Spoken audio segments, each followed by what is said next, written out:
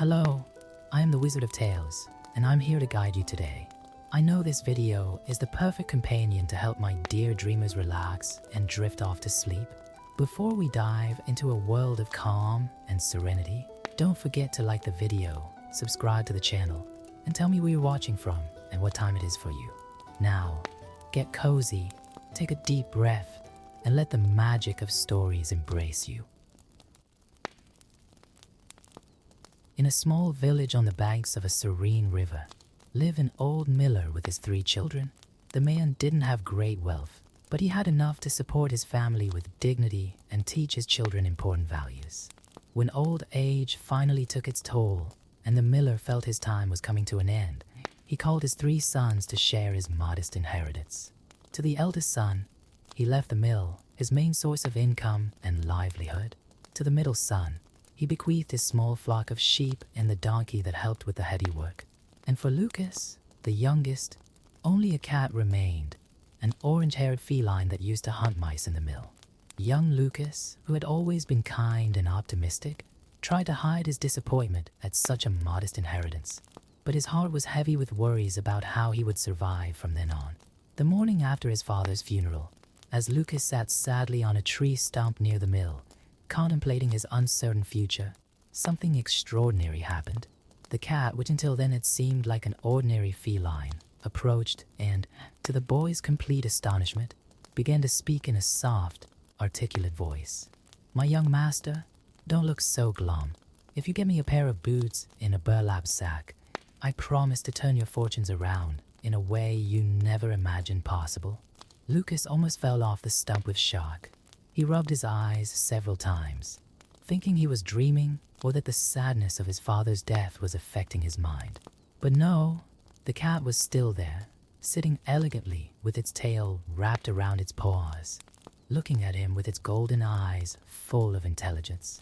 Do you speak?" stammered Lucas, still stunned by the discovery. "Of course," replied the cat, licking a paw with the utmost dignity. "And I could do a lot more than that if you trust me. So, what do you say? Can you get the boots and the bag?" Lucas, who had nothing to lose, decided to bet his last coins on the boots the cat was asking for. Using the money he had saved from his occasional jobs in the village, he bought a nice pair of leather boots from the local cobbler and a sturdy burlap sack from the shopkeeper. The cat, who introduced himself as Felix, put on the boots with surprising elegance. It seemed as if they had been made especially for him, and his naturally haughty posture became even more noble.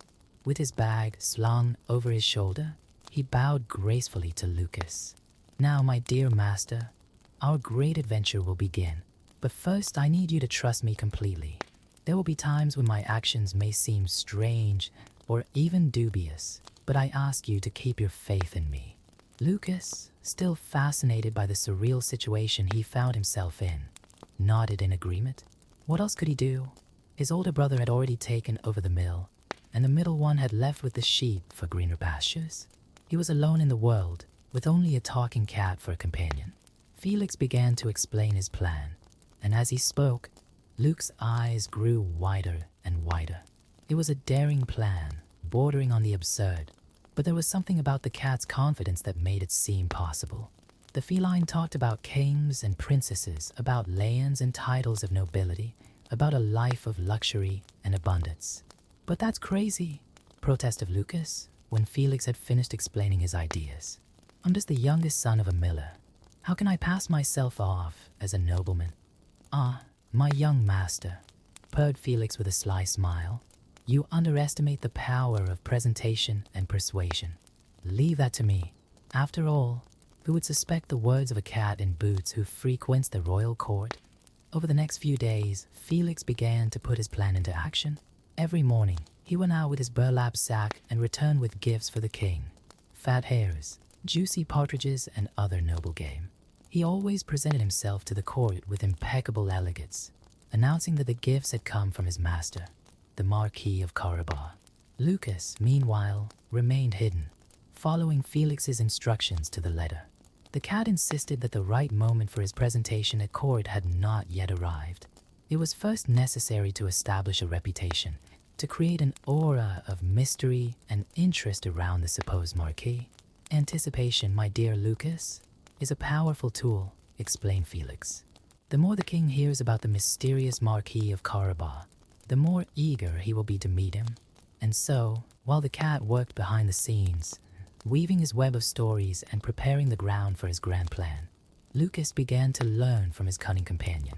He watched how Felix behaved, his elegant way of speaking, his refined gestures.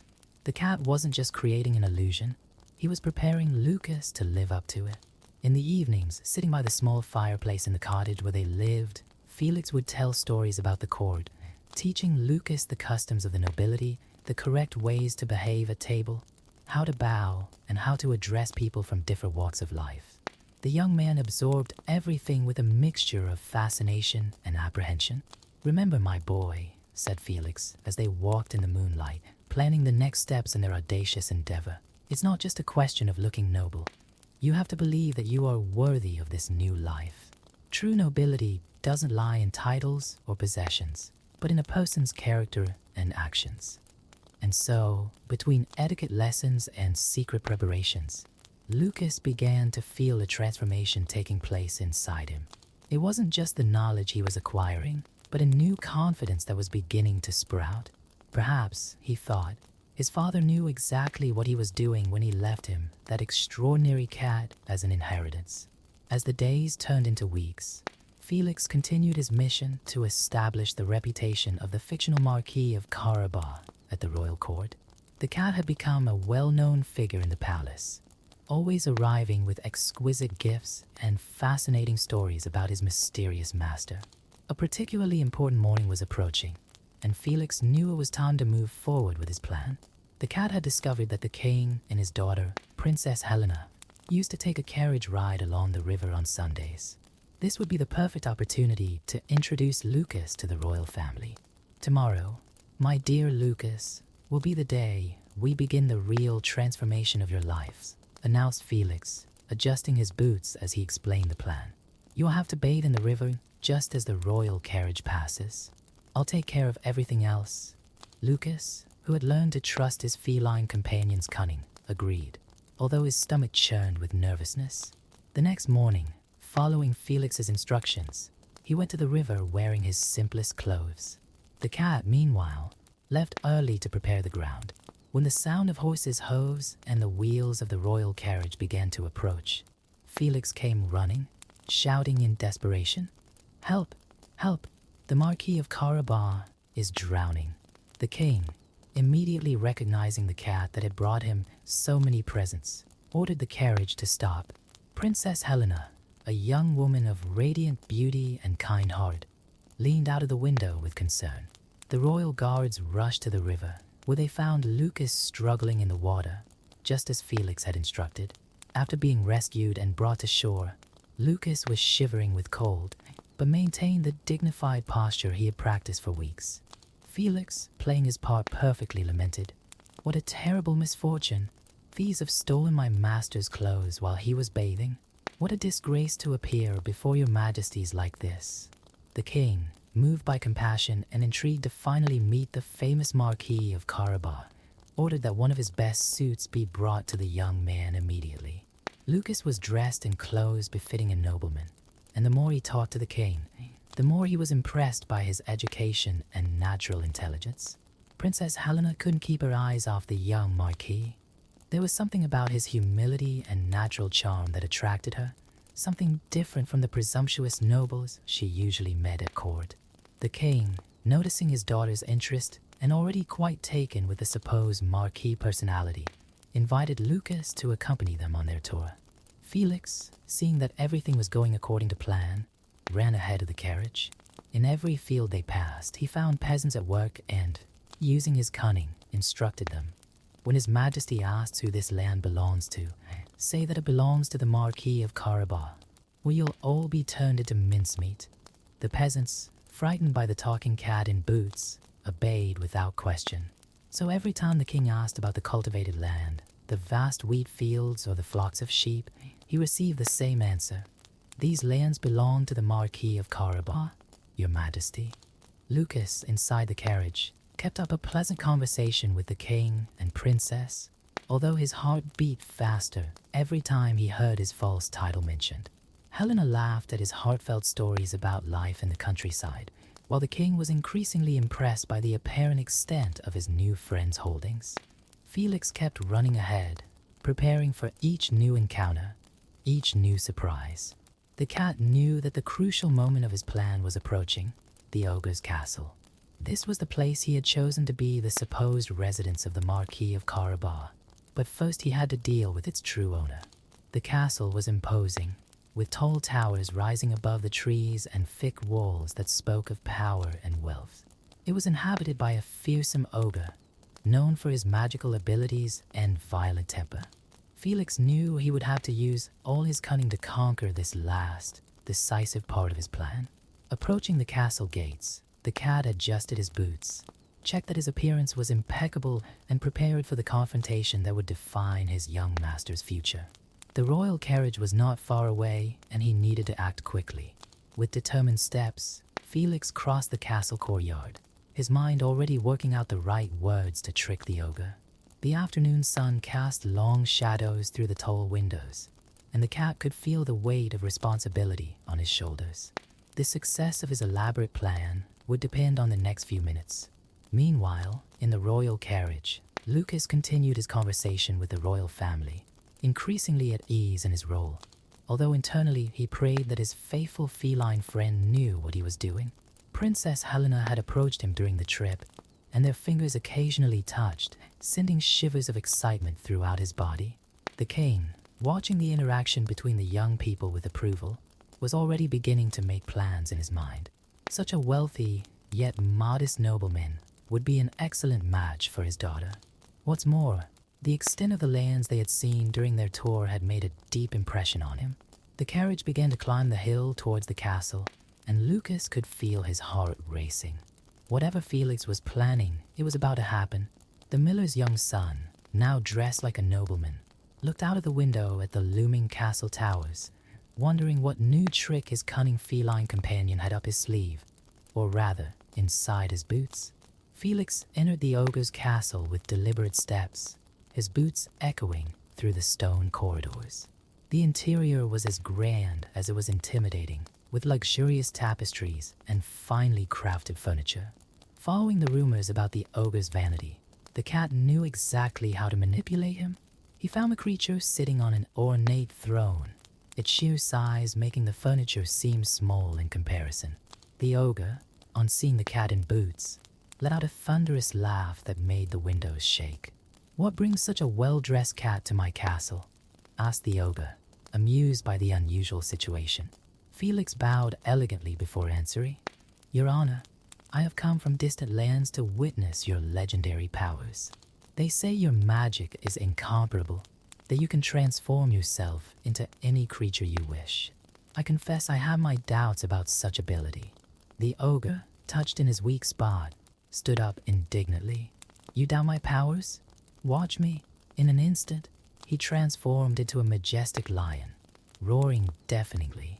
Felix, keeping his composure, merely arched an eyebrow. Impressive, no doubt. Transforming yourself into something bigger is relatively simple, but I confess that I doubt you can transform yourself into something small like a mouse. That would require real mastery. The ogre's wounded pride made him fall straight into the trap. Watch again, insolent cat." The next moment, where a ferocious lion once stood, a small gray mouse was now running. With the agility that only felines possess, Felix leapt on the mouse, catching it in his claws. In a matter of seconds, the problem of the castle's true owner was solved, and the cat ran to greet the approaching royal carriage. Lucas, still in the carriage with the king and princess, felt his heart leap when he saw Felix standing elegantly on the steps of the castle entrance. The cat flashed a broad smile and announced in his most pompous voice, "Welcome to the castle of the Marquis of Carabas." The king was amazed at the grandeur of the place. The gardens were meticulously tended, with marble fountains and delicate sculptures. Princess Helena, for her part, couldn't contain her admiration for both the castle and the young marquis by her side. While servants, previously instructed by Felix, guided the group through the castle, Lucas tried to keep his composure, even though he was just as impressed as his royal guests. Each hall was more impressive than the last, with valuable paintings, exquisite furniture, and gold details everywhere. During the dinner served in the great hall, Lucas and Helena sat close together, exchanging glances and discreet smiles. The king, pleased with everything he saw, began to make insinuations about possible alliances between the families, causing the princess to blush and Lucas to swallow. Felix watched everything with satisfaction, moving silently among the guests, making sure that every detail was perfect. His plan was working better than he had hoped. However, he knew there was still one obstacle to overcome: keeping up the charade for as long as it took to consolidate Lucas' position. As the evening progressed, Princess Helena found a moment to be alone with Lucas on one of the castle's balconies. Under the starry sky, she approached him, her eyes shining with curiosity and something more. "There's something different about you, Marquis," she said softly. "Something that distinguishes you from all the nobles I've ever met." Lucas felt his heart racing, torn between the desire to be completely honest with her and the fear of losing everything they had achieved. "Maybe it's because I come from more humble origins than you think, Princess." Helena smiled, moving even closer. "That's exactly what attracts me to you. Your humility, your sincerity, even when you're clearly keeping secrets." At that moment, Lucas realized that he was truly in love with the princess, and the weight of the deception began to weigh on his conscience. Felix, who was watching the scene from afar, recognized the conflict on his young master's face and knew that he had to act quickly to ensure that the story had a happy ending. The cat began to work out the final phase of his plan, one that would turn the lie into truth in a way that no one could question. Meanwhile, Lucas and Helena continued their conversation at the bar, sharing dreams and hopes, creating a connection that went beyond titles and social positions. The king, watching the couple from afar, smiled with satisfaction. In his mind, he was already planning a grandiose royal wedding that would unite not only two young people in love, but also two supposedly great fortunes. Little did he know that the real treasure lay not in the lands or the castle, but in the genuine love that blossomed between his daughter and the miller's son. The full moon illuminated the castle as night fell, casting mysterious shadows across the corridors. Felix walked silently, his footsteps muffled by his leather boots, plotting and planning. The cat knew that the crucial moment was approaching, when all the lies would have to become truths, or all would be lost. The next morning, Felix knew he had to act quickly to solidify Lucas' position before any suspicions could arise. The cunning cat had spent the night searching through the castle archives and discovered something extraordinary. The ancient ogre had, in fact, usurped the castle from its true owners many years ago, and the original ownership documents still existed, hidden away in a secret chamber. While Lucas and the royal family had breakfast in the garden, Felix worked tirelessly in the castle cellars, recovering old documents and organizing evidence. The cat knew he needed to transform his young master from an imposter into a legitimate nobleman, and the castle's history could provide that opportunity. Helena, sitting next to Lucas during breakfast, couldn't contain her smiles as she observed the simple and genuine way in which he marveled at the little things, like the taste of an exotic fruit or the song of the birds in the manicured gardens. The king, for his part, continued to be impressed by his future son-in-law's apparent modesty, interpreting every gesture of surprise as a display of refined humility. "My dear Marquis," said the king between sips of his tea, "I must confess that your way of managing your estates is admirable. Your fields are the most prosperous I've ever seen, and your servants seem truly happy." Lucas swallowed dryly, feeling the weight of a lie, but before he could reply, Felix appeared elegantly, carrying a set of ancient documents in his booted paws. "Forgive the intrusion, your majesties," purred the cat with his usual dignity, "but I have discovered something in the castle's old libraries that I believe to be of great historical interest." The king, curious by nature, asked to see the documents. Felix, with all the pomp that the situation demanded, began to unroll parchments yellowed by time. The documents revealed a fascinating story. The castle and the surrounding lands had originally belonged to an ancient and noble family, the real Karabar, who had mysteriously disappeared 2 generations ago. And the most extraordinary thing, Your Majesty, continued Felix, his golden eyes shining with cunning, is that I have found evidence linking our young Marquis to this noble lineage. It seems that his family was forced into hiding, living as ordinary people, after the ogre usurped their lands. Lucas looked at his feline companion with a mixture of astonishment and admiration. Somehow, Felix was turning his lie into a truth even more extraordinary than the fiction they had created. Princess Helena, who had approached to examine the documents, held Lucas' hand tightly. "That explains so much," she whispered. "The way you behave so different from the other nobles. You were brought up away from it all, unaware of your true heritage." The king studied the documents carefully, occasionally letting out exclamations of surprise. Felix had done meticulous work, including family trees, property records, and even old correspondence that corroborated his story. "This is extraordinary," the king finally exclaimed. "A true Karabar, returning to claim his rightful inheritance after all this time. And to think that fate brought him back just when that terrible ogre— By the way, where is he?" "Ah, the ogre," replied Felix softly, "decided to leave suddenly last night, leaving a written confession about his illegal usurpation of these lands. I think his conscience has finally caught up with him." Lucas, who was beginning to understand the genius of Felix's plan, felt a wave of gratitude for his cunning friend. The cat wasn't just creating an elaborate lie. It was revealing a long-forgotten truth and, in the process, legitimizing Lucas' position in a way that no one could question. As the day progressed, more details of the story of the real Karabar came to light. Felix had skillfully interwoven historical facts into his narrative, creating a tapestry of events so convincing that even the king's most skeptical advisors were forced to accept its veracity.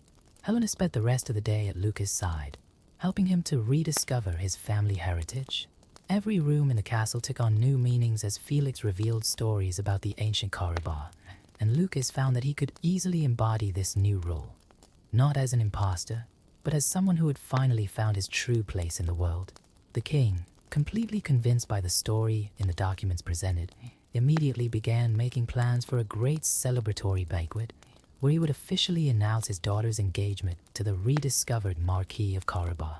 "It's like a fairy tale come true," sighed Helena, as she walked with Lucas through the gardens at dusk. A prince disguised as a commoner, returning to reclaim his kingdom. Lucas, looking into the princess's eyes, felt that he could finally be completely honest, at least about his feelings. "The real treasure I have found here is not these lands or this castle," he said softly, "but you, my princess." Felix watched the couple from afar, satisfied with the outcome of his plans. The cat knew that his cunning had not only secured his young master's future, but also provided a happy ending that would benefit everyone. The castle lands would once again prosper under Luke's fair stewardship, and the kingdom would gain a future ruler who understood both the nobility and the common people. In the days that followed, the castle buzzed with preparations for the great celebratory banquet. Lucas, now officially recognized as the legitimate Marquis of Karabar, dedicated himself to learning about the administration of his lands, always under the watchful eye and insightful advice of Felix.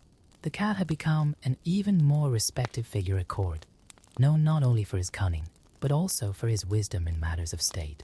The king's advisors often sought his opinion, and Felix took every opportunity to strengthen his young master's position. One afternoon, while Lucas and Helena were strolling through the fields surrounding the castle, they came across a group of peasants working on the harvest. To the princess's surprise, Lucas didn't hesitate to roll up the sleeves of his thin shirt and join them, demonstrating a skill that could only come from years of practical experience. "You see, my princess," he said, holding up a handful of golden wheat. "This is the true wealth of our land.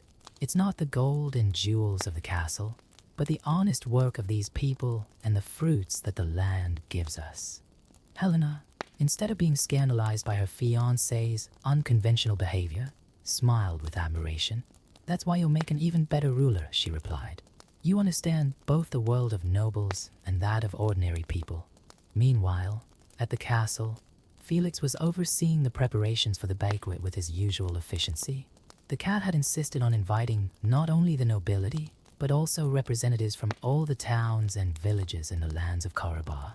A true leader, he explained to Luke, must be recognized and respected by all his subjects, not just the nobles. On the night of the great banquet, the castle glowed with thousands of candles. The halls were decorated with fresh flowers and glittering tapestries, and the tables bowed under the weight of delicacies prepared by the best cooks in the kingdom. Nobles in their finest clothes mingled with villagers in their Sunday best, creating a unique atmosphere of celebration. It was during this feast that something extraordinary happened. An old peasant, on seeing Lucas, approached him with tears in his eyes. "Young Marquis," he said tremulously, "your face is identical to that of the old Lord Karabar, whom I knew in my youth. I was only a boy when the ogre took these lands, but I have never forgotten the kindness of our true lord." The old man's tale spread quickly through the party, and more people began to come forward with similar stories. Memories long buried by fear of the ogre began to emerge, and the history that Felix had discovered in the documents came to life through the testimonies of the elders. Lucas, deeply touched by these stories, felt even more determined to honor the legacy that now truly belonged to him. It was no longer a question of maintaining a forest. It was about doing justice to a history that fate had intertwined with his own.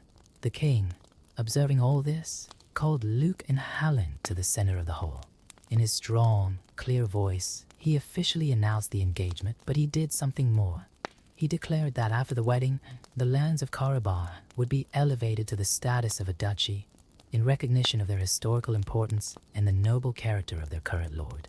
Felix, sitting in his place of honor at the head table, allowed himself a small smile of satisfaction. His initial plan of simple deception had turned into something much bigger and more significant. Through their cunning and Luke's natural kindness, they had not only conquered a castle, but restored an ancient injustice and brought hope to an entire region. When the party reached its climax, Luke asked for a moment of silence. In front of all the guests, he knelt not before the king or the princess, but before Felix.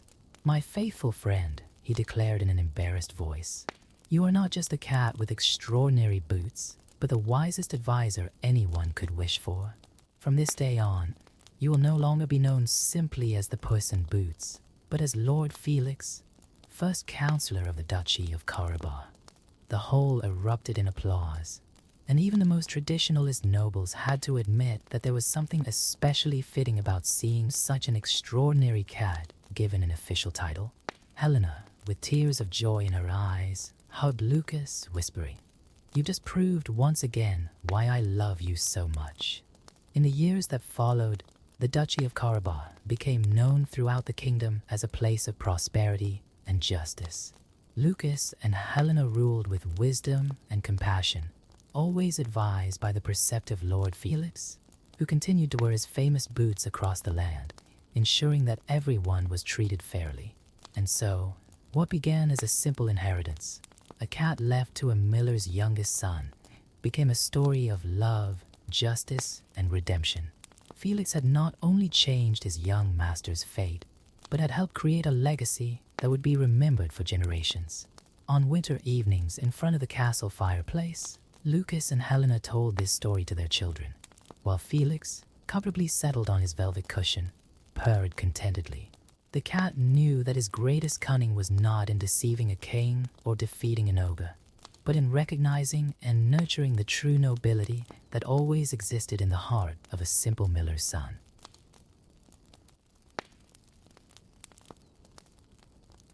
In the small Italian village of Carlodi, where cobbled streets meandered between old houses and the scent of fresh bread mingled with the smell of freshly cut wood, there lived a carpenter called Geppetto.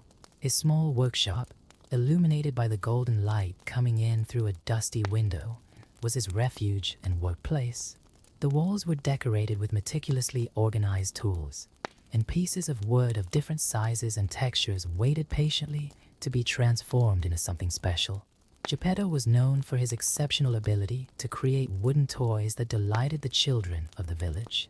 His kind eyes, framed by thick gray eyebrows, shone when he saw the joy on the little ones' faces when they received his creations. However, behind that gentle smile, there was a deep loneliness that had accompanied him for years. One particularly cold night, while the stars twinkled in the dark sky like diamonds scattered on black velvet, Geppetto found a special piece of wood in his workshop. It was a pine log that seemed to pulsate with a mysterious energy. His experienced hands caressed the smooth surface, and he felt something different, something magical. Tonight, he muttered to himself, I'm going to create something truly special. With his tools in hand, he began to carve. The hours passed as he worked tirelessly, shaping what would become his most ambitious project, a life-size doll of a boy. As the night wore on, every detail came to life under his skilled hands. The expressive eyes, the delicate nose, the articulated limbs. Geppetto worked with such love and dedication that, without realizing it, he began to talk to his creation as if it were already real. You will be my son, he whispered, putting the finishing touches to the doll. I'm going to call you Pinocchio. It was at that moment that something extraordinary happened. A silver blue glow filled the workshop and an ethereal figure materialized. It was the Blue Fairy, a magical creature of incomparable beauty. Her hair fluttered like silk in the wind, even though there was no breeze in the room. Geppetto, her melodious voice echoed through the workshop. Your pure heart and sincere love have touched the realm of magic. Tonight, your wish will be granted. With a graceful flick of her wand, the fairy cast an enchantment over the wooden doll.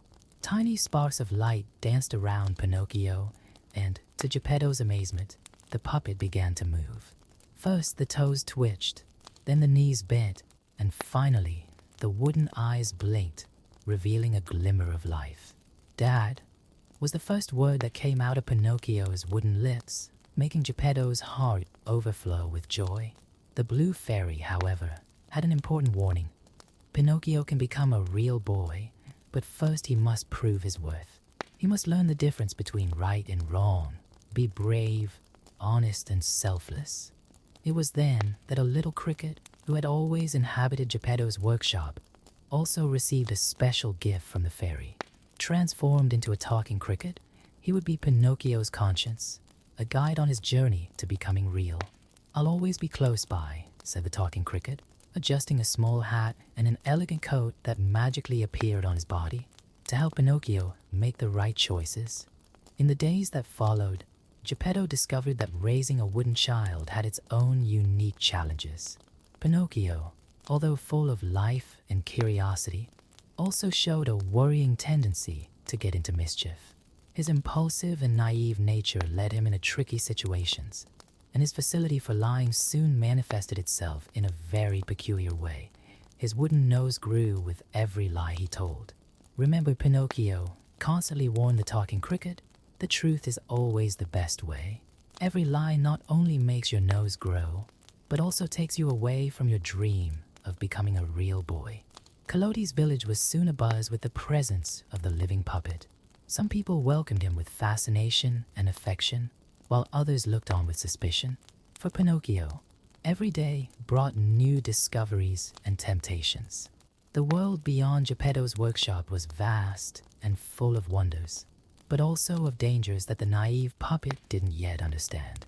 One day, when Geppetto decided it was time for Pinocchio to start his education, a new phase of challenges began.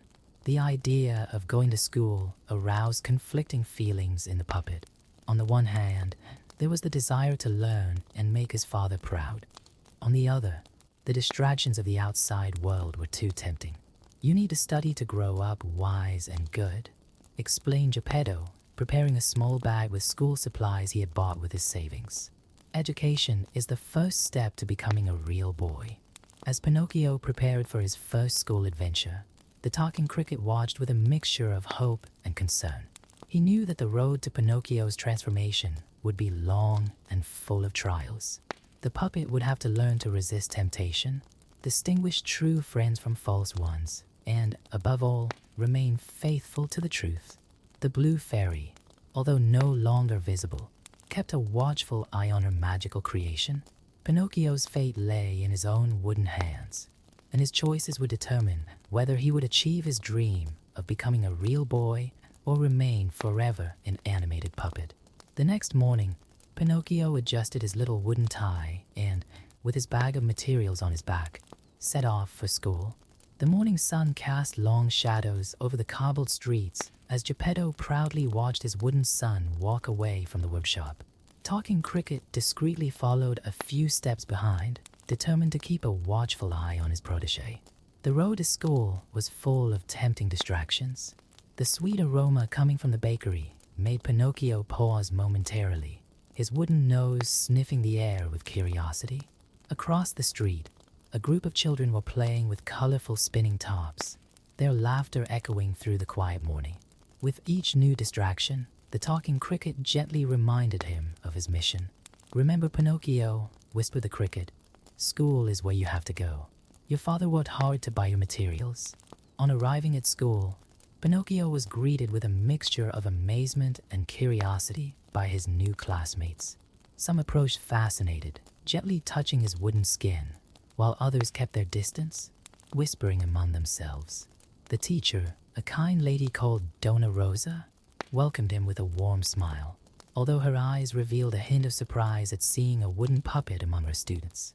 "Welcome, Pinocchio," she said, leading him to an empty desk. "I hope you're ready to learn." The first few hours of class were a challenge for the restless puppet. His wooden fingers struggled to hold the pencil correctly, and the creaking of his joints sometimes distracted the other pupils. But Pinocchio struggled on, remembering the hopeful look on Geppetto's face when he had sent him to school. During break time, Pinocchio met two boys, Romeo and Franco, who seemed particularly interested in making friends. They invited him to sit with them and shared their snacks, something the puppet couldn't reciprocate since he didn't need to eat. "Pinocchio," said Romeo with a mischievous twinkle in his eye, "have you heard about the Stromboli Puppet Theater? It's in town today." "Puppet theater?" asked Pinocchio, his wooden eyes widening with curiosity. "Yes," continued Franco. "It's the greatest show there is. It has music, dancing, and puppets that seem to have a life of their own. Just like you." Talking Cricket, who was watching the conversation from his nearby hiding place, felt a tightening in his chest. He knew that kind of conversation well, and where it usually led. "But what about school?" asked Pinocchio, a small wrinkle of concern forming on his wooden forehead. "Oh, the school will be here tomorrow," said Romeo with a shrug. "But the theater? It leaves tonight. It's a once-in-a-lifetime opportunity." The rest of the school day passed like a blur for Pinocchio, his mind divided between the duty of studying and the temptation of the theater. Talking Cricket tried to intervene whenever he could, whispering words of caution, but the seed of adventure had already been planted in the puppet's wooden heart. When the bell rang announcing the end of school, instead of going home, Pinocchio found himself following Romeo and Franco towards the center of town, where a large, colorful tent stood in the main square. "Pinocchio, think again," implored the Talking Cricket, jumping frantically to his side. "Your father will be worried, and the school." But the puppet was mesmerized by the sound of the music coming from the tent, the glare of the lights, and the buzz of the crowd. His wooden heart beat faster with the excitement of the adventure ahead. Inside the tent, the spectacle was even more impressive than Romeo and Franco had described. Puppets danced and sang, performing impossible acrobatics in the air. Pinocchio watched with wide eyes, completely oblivious to his responsibilities. It was then that Stromboli, the master of ceremonies, a burly man with an exuberant mustache and calculating eyes, noticed something special in the audience, a wooden puppet that moved without strings.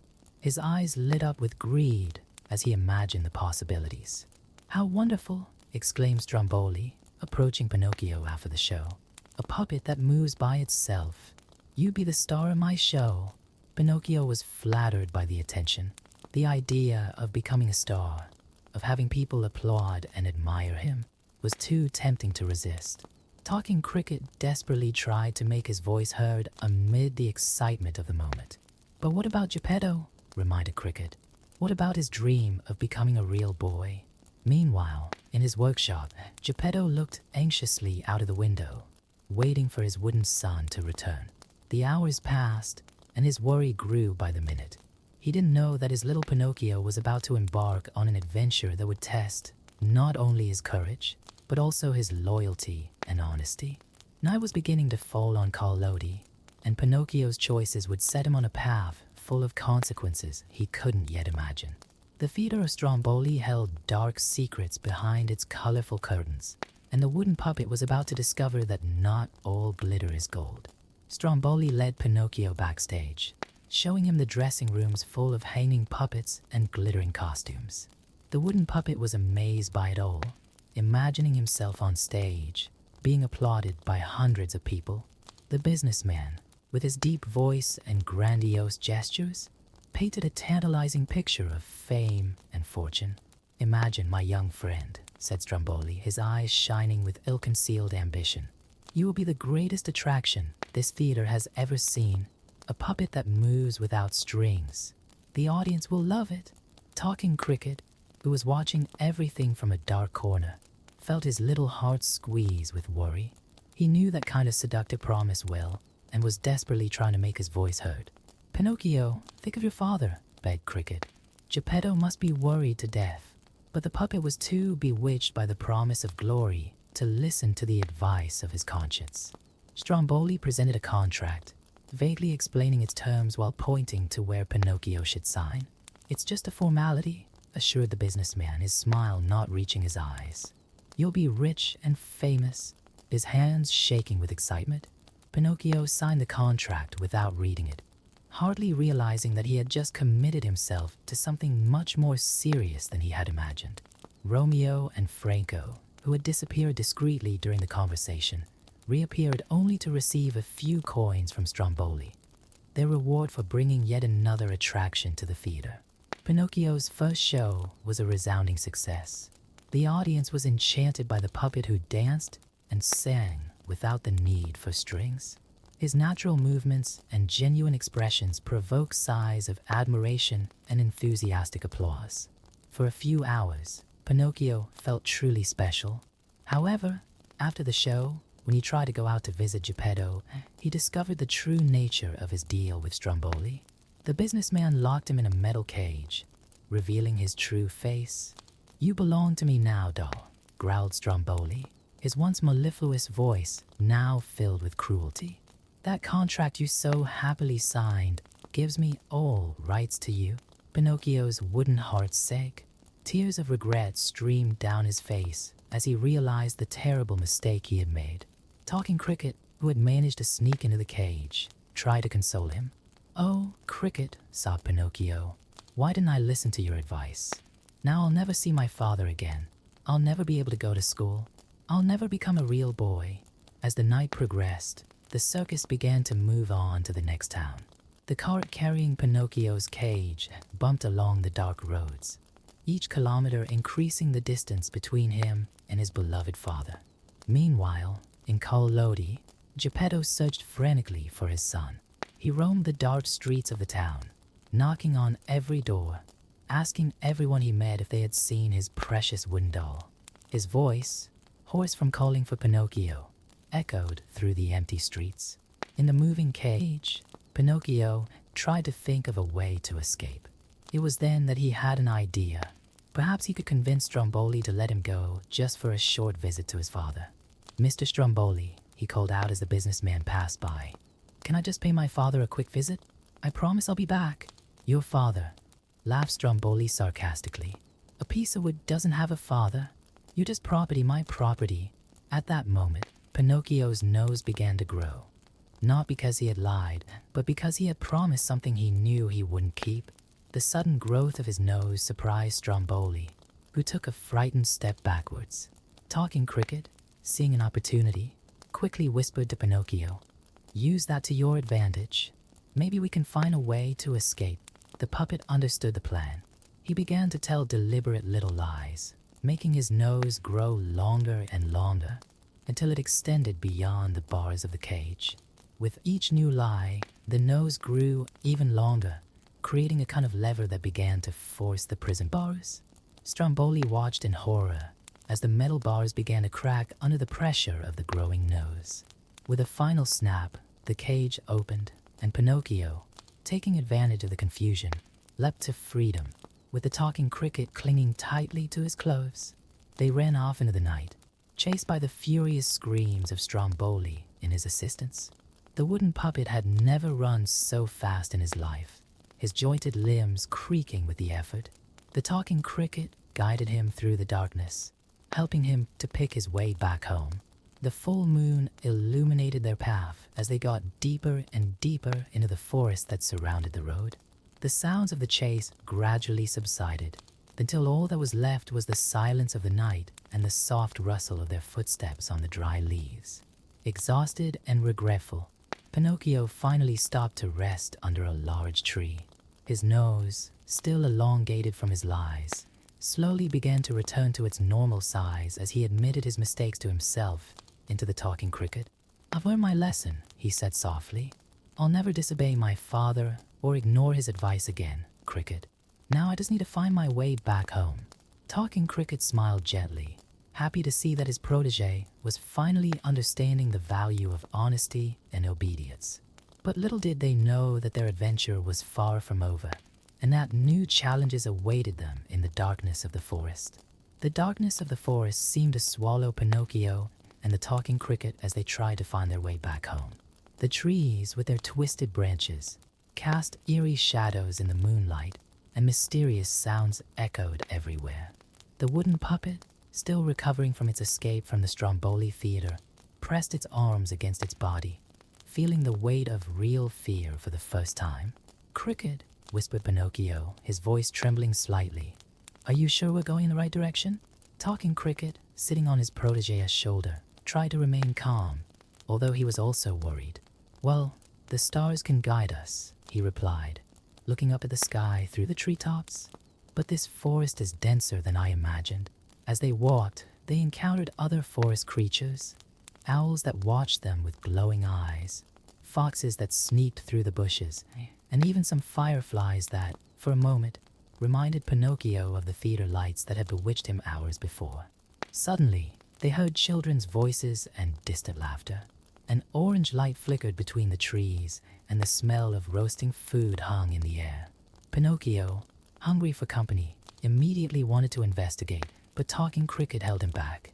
"Careful, Pinocchio," he warned. "We've been in enough trouble for one day." But the puppet's curiosity was stronger.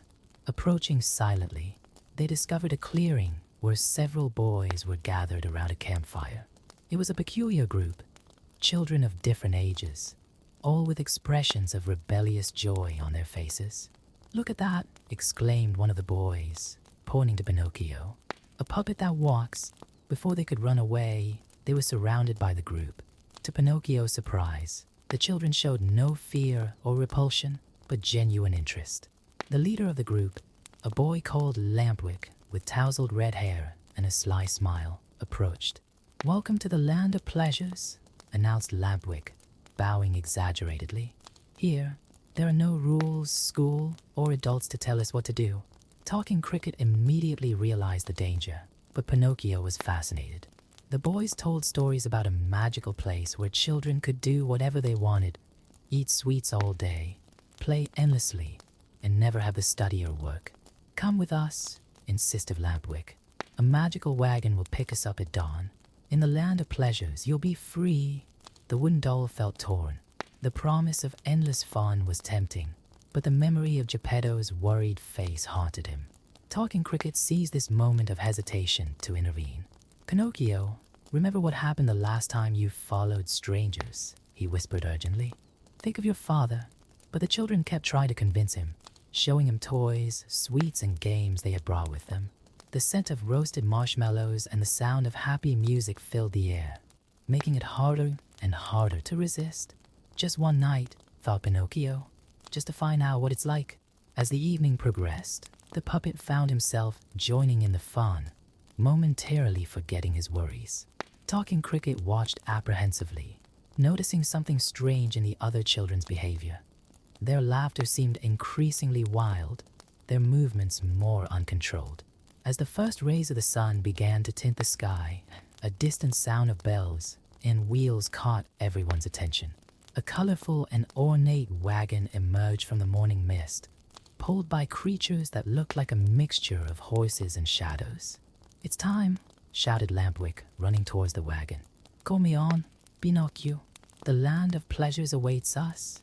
The puppet hesitated, looking alternately at the fantastic wagon and in the direction where he imagined his home would be. The talking cricket begged him to make the right choice. "Please, Pinocchio," pleaded the cricket, "don't make another mistake.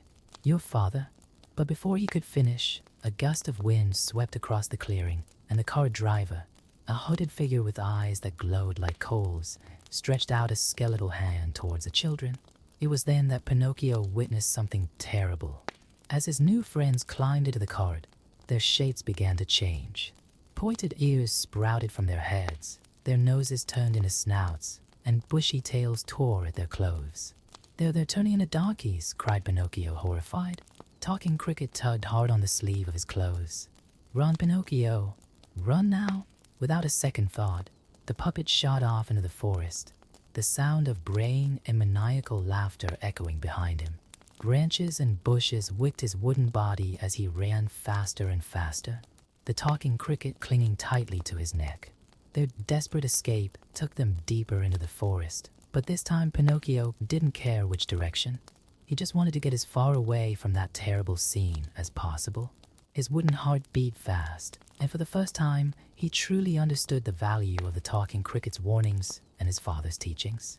The sun continued to rise in the sky, lighting his way through the forest that seemed to have no end.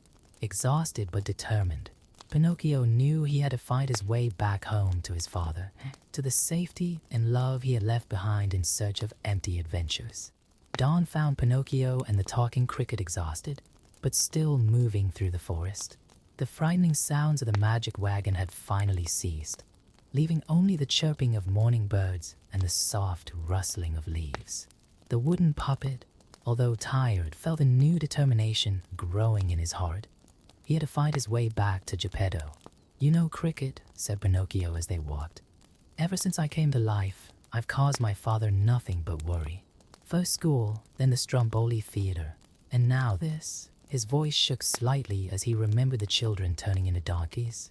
The talking cricket, who had remained silent for most of the escape, adjusted his little hat and replied wisely, "The important thing is not the mistakes we make, Pinocchio, but what we learn from them."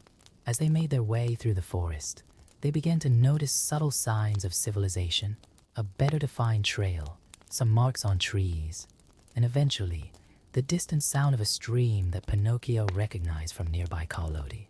Hope was reborn in their hearts. However, the way back still held one last challenge. As they approached the stream, they heard cries for help coming from the water. Running to the shore, they saw something that chilled their hearts. Geppetto was in a small boat that had capsized in the strong current. "Dad," cried Pinocchio, his wooden heart almost stopping at the sight of his father struggling against the turbulent waters. "He must have gone out to look for you," exclaimed the talking cricket, jumping up anxiously. Without a second's hesitation, Pinocchio dived into the water. Being made of wood, he floated naturally, but the current was strong and threatened to sweep him away. With determined strokes, he swam towards his father, who was already showing signs of tiredness. "Pinocchio!" shouted Geppetto when he saw his son approaching. "Careful, my son. The current is too strong." The puppet struggled against the water, using his natural lightness to reach Geppetto.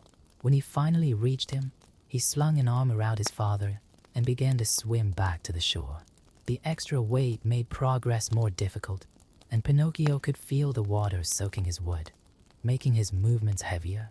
Talking Cricket, on the shore, organized a group of forest animals to help. Squirrels stretched out long branches, birds flew low offering guidance, and even a beaver quickly began to build a small dam to slow down the current. With an extraordinary joint effort, Pinocchio managed to bring his father to the shore. They both fell exhausted onto the grass, Geppetto coughing up water, and Pinocchio feeling his wooden limbs heavier than ever. "My son," said Geppetto between gasping breaths, "I've been looking for you everywhere. When I heard about a wooden puppet in the traveling theater—" "Oh, father," interrupted Pinocchio, tears streaming down his wooden face. "Forgive me. I've been such a fool. I disobeyed, I lied, and I almost—" almost turned into a darky. All you wanted was to give me education and love, and all I did was cause trouble. To his surprise, Geppetto hugged him tightly, not caring about the water dripping off his sun-soaked wood. The important thing is that you're here now, and that you've learned from your mistakes. At that moment, a familiar blue glow began to envelop Pinocchio. The blue fairy materialized before them, her gentle smile lighting up the damp forest. Pinocchio, her melodious voice echoed, "You have finally understood the value of truth, courage, and family love. By risking your own life to save your father, you have proved yourself worthy of the gift you so desperately wanted." With a flick of his wand, loose sparks danced around the wooden puppet. Pinocchio felt a strange warmth spreading throughout his body, starting with his heart. His wood began to transform, becoming soft skin and real hair. His painted eyes came to life, and his nose, the nose that had so often given him away, became an ordinary boy's nose. Geppetto watched in amazement as his wooden son transformed into a real boy before his eyes. The talking cricket jumped for joy, and the forest animals celebrated with trills and whistles. I'm real," exclaimed Pinocchio, touching his face and arms in amazement. "You've always been real in your heart," said the blue fairy. "Now your exterior only reflects the truth that was inside you." The journey home was full of joy. Geppetto wouldn't let go of his son's hand, now warm and alive, and the talking cricket followed them, proud of his role in Pinocchio's journey of transformation. When they arrived in Call Lodi, they found the town exactly as they had left it, but everything looked different to the new Pinocchio. The school, which had once seemed like a prison, now represented an opportunity for growth. The temptations of the street, which once led him astray, now seemed small in the face of the joy of being true and honest. In Geppetto's workshop, while his father prepared hot soup for them to recover from their adventure in the stream, Pinocchio looked out of the window at the starry sky. The same sky that had witnessed his antics was now watching a boy transformed not only in appearance, but in spirit. "Cricket," Pinocchio called softly, "will you continue to be my conscience?" Talking Cricket, who was settled in his favorite spot on the tool shelf, smiled. "I'll always be here to help, but now you have your own strong and true conscience. Use it wisely."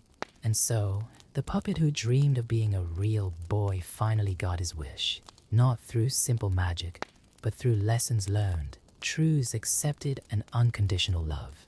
The story of Pinocchio would become a Call Lodi legend, told through generations as a reminder that honesty, courage, and family love are the true ingredients of the magic that turns dreams into reality.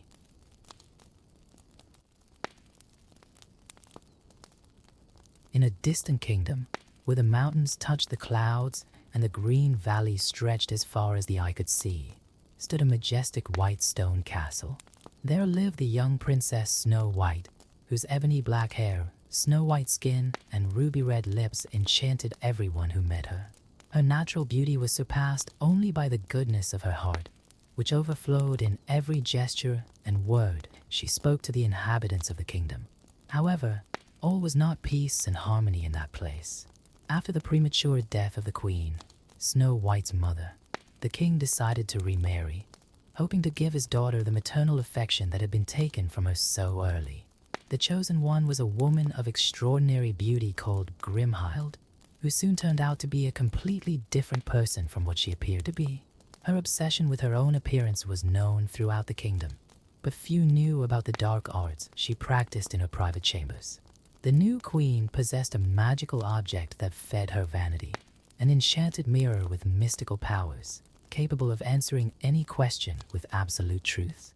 Every day, without fail, Grimhild would stand in front of the mirror and utter the same words.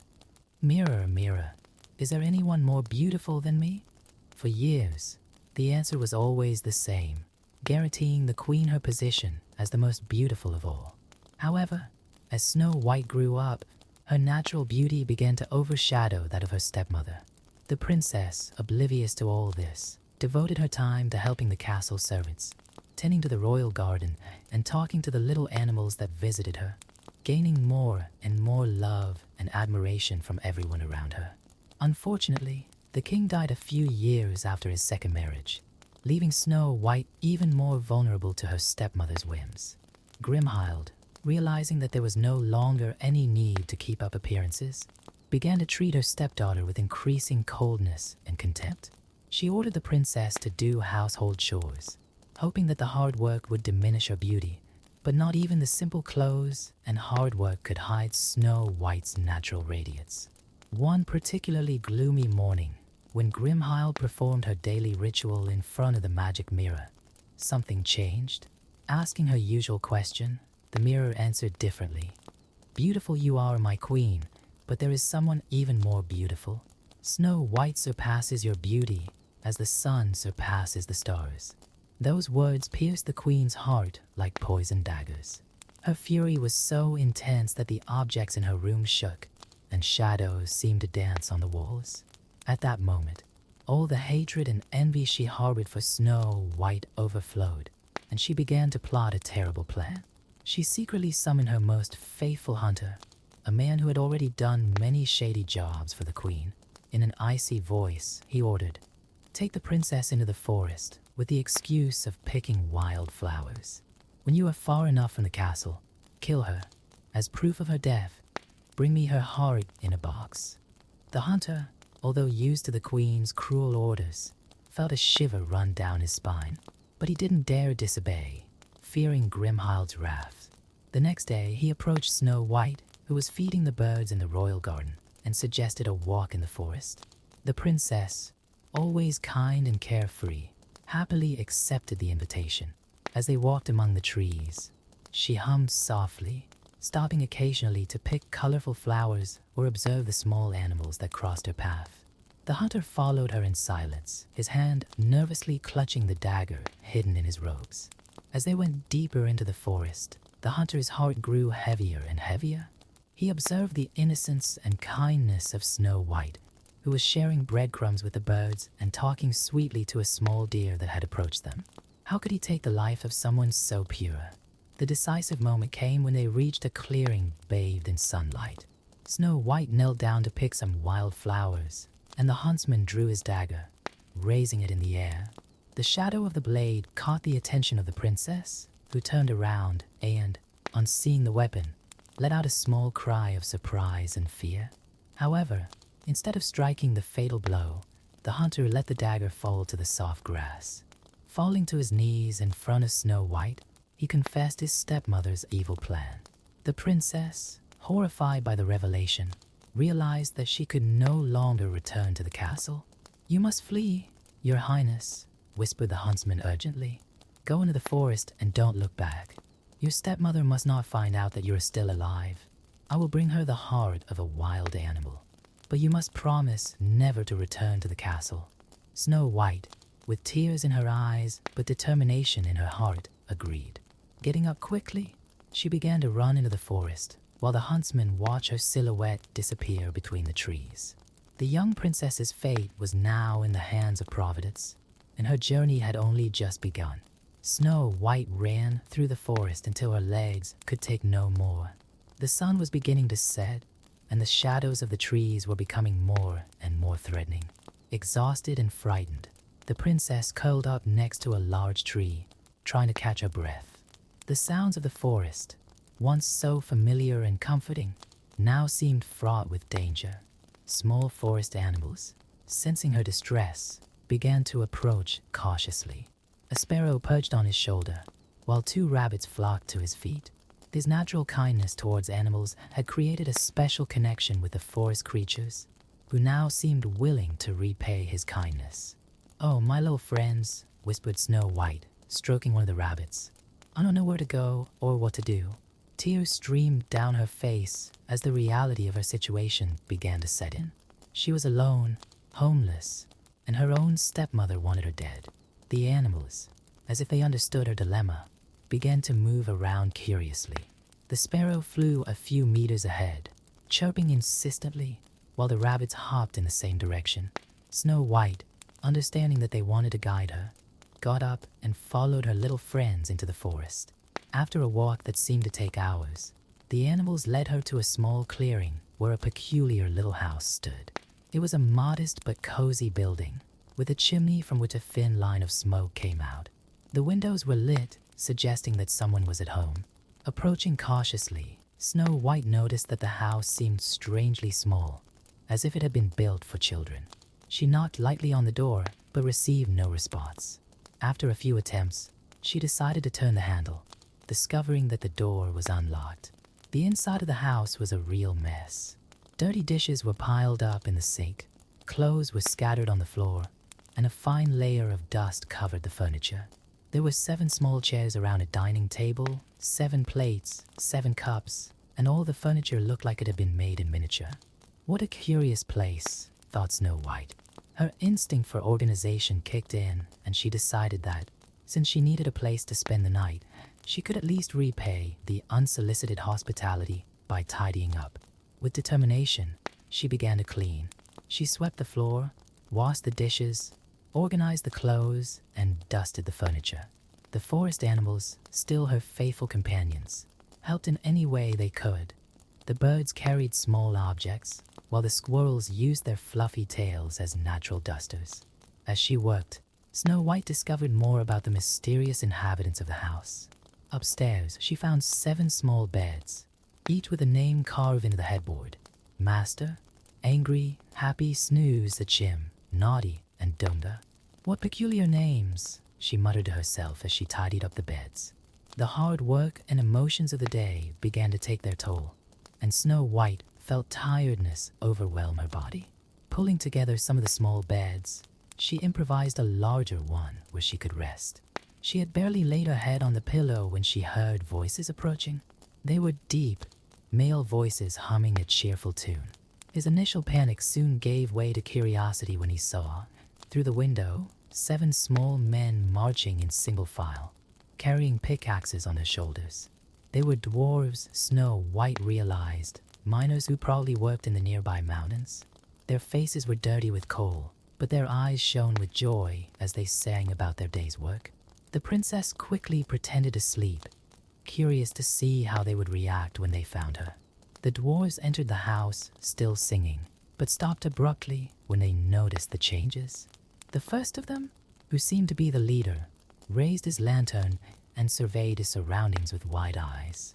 "By the crystals of the mountains," he exclaimed, whom Snow White deduced to be the master. "Someone's been here." "The house is clean," observed another, with a beaming smile. Surely it was Happy. "And the dishes are washed," grumbled a third, frowning, no doubt angry. The dwarves continued their inspection of the house, whispering among themselves, until a particularly loud sneeze, obviously from a chim, drew their attention to the upper floor. They climbed the stairs cautiously, finding Snow White apparently asleep in her bed. "A girl," whispered Dingoso, blushing slightly. "A princess," corrected Master, recognizing her delicate features and fine clothes, even if they were a little dirty from her escape into the forest. Snow White, realizing that there was no point in continuing to pretend, slowly opened her eyes. The dwarves took a step back, surprised, but the kindness on the princess's face soon reassured them. "Forgive me for entering without permission," she said, sitting down. "I'm running away from someone who wants to hurt me, and I had nowhere else to go." The sincerity in her voice and the obvious kindness in her eyes immediately won over the little miners. Even Angry, who maintained a suspicious expression, seemed less frowny than usual. Snow White told her story to the dwarves, who listened attentively to every word. When she had finished, Master sniffed and looked at his companions before speaking. "Well, since you've cleaned our house so well," he began, "and tidied up our beds," added Happy, "and you look like you could really use some help," added Naughty, "you can stay with us." They all concluded in unison, except for Dunga, who just smiled and nodded enthusiastically. Relief and gratitude flooded Snow White's heart. She had finally found a safe place to hide, and more importantly, she had found friends who would protect her. As the dwarves moved around the house, preparing a simple but welcoming dinner, the princess felt, for the first time since her escape, that perhaps everything might be all right. Over the next few days, Snow White established a pleasant routine with the 7 dwarfs. Every morning, she greeted them with a warm smile as they left for the mines, after preparing them a nutritious breakfast. During the day, she occupied herself with household chores, singing happily while the forest animals helped her with her tasks. The dwarf's house had never been so welcoming. The curtains, once dusty, now danced cleanly in the breeze coming through the windows. The garden took on new life with the flowers Snow White had planted, and the scent of her homemade delicacies often filled the air. The little miners, used to a simple and sometimes sloppy life, marveled at the changes the princess had brought to their home. Each dwarf, in their own way, developed a special affection for her. Master always made sure she was safe before leaving for the mines, giving her advice on how to protect herself. Happy brightened her days with jokes and funny stories. Even Angry, despite his grumpy ways, showed his concern by leaving little gems he found in the mines on her bedside table. However, the peace of this new life was about to be disturbed. In the castle, Queen Grimhild had discovered the hunter's treachery. When she realized that the heart in the box was that of an animal, her fury was devastating. Consulting her magic mirror again, she discovered that Snow White was still alive, protected in the house of the 7 dwarfs. "If you want something done right, do it yourself," muttered the queen, descending into the dungeons of the castle where she kept her secret laboratory. There, among bubbling potions and books on black magic, she began to devise her diabolical plan. For days, he worked tirelessly on his deadliest potion. He mixed poisonous herbs, distilled snake venom, and added evil incantations. The result was a tantalizing-looking apple, red as blood, shiny as a jewel. A single piece would be enough to send its victim into eternal sleep. To complete her disguise, the queen prepared a transformation potion. She drank the bitter liquid and watched through her mirror as her beauty faded. Her black hair turned white and thin, her smooth skin wrinkled like old parchment, and her delicate hands turned into gnarled claws. Now she looked like an old fruit seller, unrecognizable in the eyes of her stepdaughter. Meanwhile, in the dwarf's house, Snow White was busy preparing a blackberry pie. The small fruits had been collected by the birds that always accompanied her, and she hummed happily as she worked on the pastry. Dunga, who occasionally stayed at home due to minor accidents in the mine, watched her graceful movements in the kitchen with fascination. Mestre had been especially emphatic that morning about the dangers of trusting strangers. "Don't open the door to anyone," he had warned. "Your stepmother is cunning and may appear in disguise." Snow White had promised to be cautious, but her kind nature sometimes overcame her prudence. The dwarves had barely disappeared around the bend in the road when a astute figure approached the house. It was an old saleswoman, carrying a basket of red, juicy apples. Her wrinkled face broke into a smile when she saw Snow White through the window.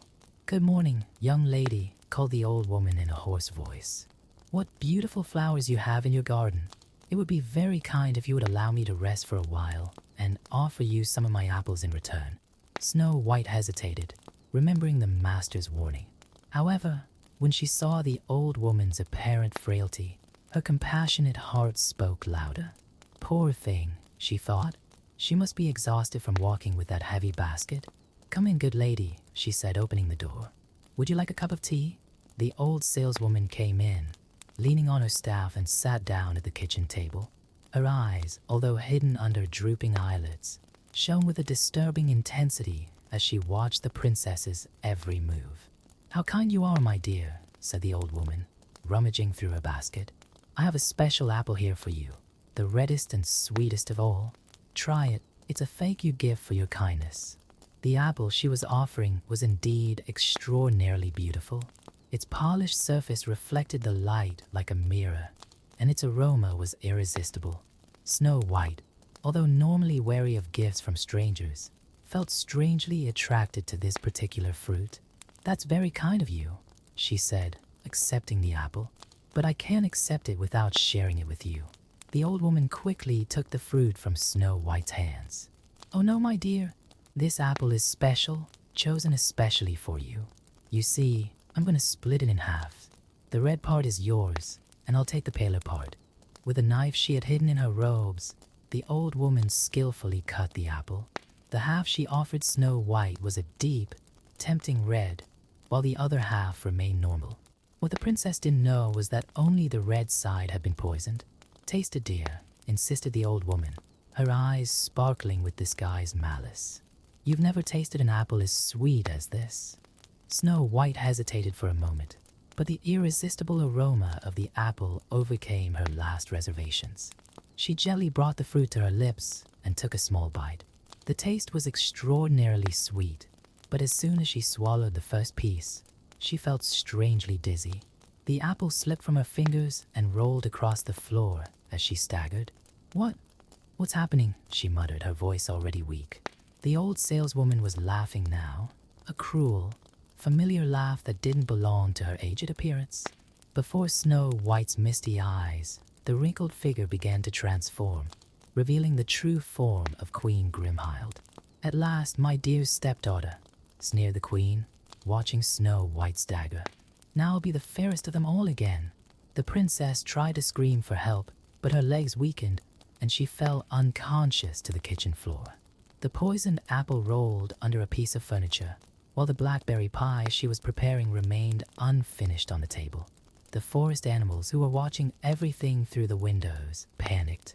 Birds flew towards the mines to warn the dwarves, while squirrels and rabbits ran desperately through the forest, spreading the news that something terrible had happened to their friend. The queen, satisfied with her triumph, wasted no time in fleeing the scene. A storm was beginning to form, with thunder echoing in the distance, as if nature itself was reacting to the evil that had just been committed. The 7 dwarves were in the middle of their work in the mines when they heard the fluttering of birds. Master was the first to realize that something was wrong. "Brothers," he called, "we need to go back. Snow White may be in danger." Abandoning their tools, the dwarves ran back home. The rain was starting to fall, making the path slippery and dangerous, but that didn't stop them. Angry, usually the grumpiest, was now running the fastest, his heart tight with worry. When they arrived home, they found the door open and Snow White lying on the kitchen floor. Dumgo was the first to cry, while Feliz, for the first time in his memory, couldn't find anything positive to say. "She's still breathing," announced Mestre, after examining the princess, "but it's a deep, unnatural sleep." "It was the queen," roared Angry, punching the table hard. "That wicked witch managed to trick us." The dwarfs carefully carried Snow White upstairs and laid her on their joined beds. Her beauty remained intact, her skin as white as snow, her lips as red as blood, and her ebony black hair spread out over the pillow. She only seemed to be asleep, but none of the efforts to wake her had any effect. For days, the dwarves kept vigil by Snow White's side. They couldn't accept the idea of burying her, as she remained as beautiful as ever, without any sign of deterioration. Achim picked fresh flowers every morning to place around her, while Dingoso kept the windows open so that the gentle forest breeze could enter the room. News of the princess's fate spread through the forest and in neighboring kingdoms. Animals of all kinds came to pay their respects, and even the birds stopped singing, as if all of nature was in mourning. It was Seneca who suggested building the crystal skiff. "We can't keep her indoors forever," he said, in one of his rare moments of lucidity. "But we can't bury her in the cold earth either." The dwarves worked day and night, using their mining skills to create the most beautiful crystal skiff ever seen. They built it with diamond-clear panels held together by delicate gold carvings. They placed it in a special clearing, where the sun's rays could bathe Snow White during the day, and the stars would watch over her sleep at night. When they had finished the work, they carefully transferred the princess's body. They dressed her in her most beautiful dress, decorated her hair with wild flowers, and laid her gently inside the skiff. The crystal lid was placed reverently, sealing Snow White in her eternal sleep, but allowing her beauty to be admired forever. The days turned into weeks, and the weeks into months. The dwarfs established a routine of caring for the coffin, always keeping fresh flowers around and ensuring that no harm came to their beloved princess. Each of them, in their own way, kept hoping for a miracle. News of Snow White's fate eventually reached distant kingdoms, bringing visitors from all over to see the legendary princess in her crystal skiff. Among these visitors, stories began to circulate about a young prince who had set off on a long journey, determined to find and awaken the sleeping beauty he had heard so much about. And so, while Snow White remained in her enchanted slumber, protected by the love of the 7 dwarfs and the purity of her own heart, fate began to weave the threads of a new story, a story of true love that could have the power to break even the most powerful of curses. In a faraway kingdom, a young prince named Florian had been enchanted by stories about the beautiful sleeping princess. For months, he traveled through unknown lands, following rumors and clues about Snow White's whereabouts. His heart was inexplicably drawn to the story of the young princess who, even in her eternal slumber, continued to inspire love and devotion in all who knew her. One golden autumn morning, the prince finally reached the forest where the 7 dwarfs lived. The animals, recognizing the nobility in his heart, guided him to the clearing where the crystal skiff lay. Seeing Snow White for the first time, Florian felt his heart stop for a moment. Her beauty was even more extraordinary than the stories described, but there was something beyond that, a purity and kindness that emanated from her serene countenance. The dwarves, who had initially looked at the visitor with suspicion, noticed something different about this prince. He wasn't just another curious person coming to admire their sleeping princess. There was real emotion in his eyes as he gazed at Snow White through the crystal. "I've never seen such beauty," whispered Florian, kneeling beside the skiff.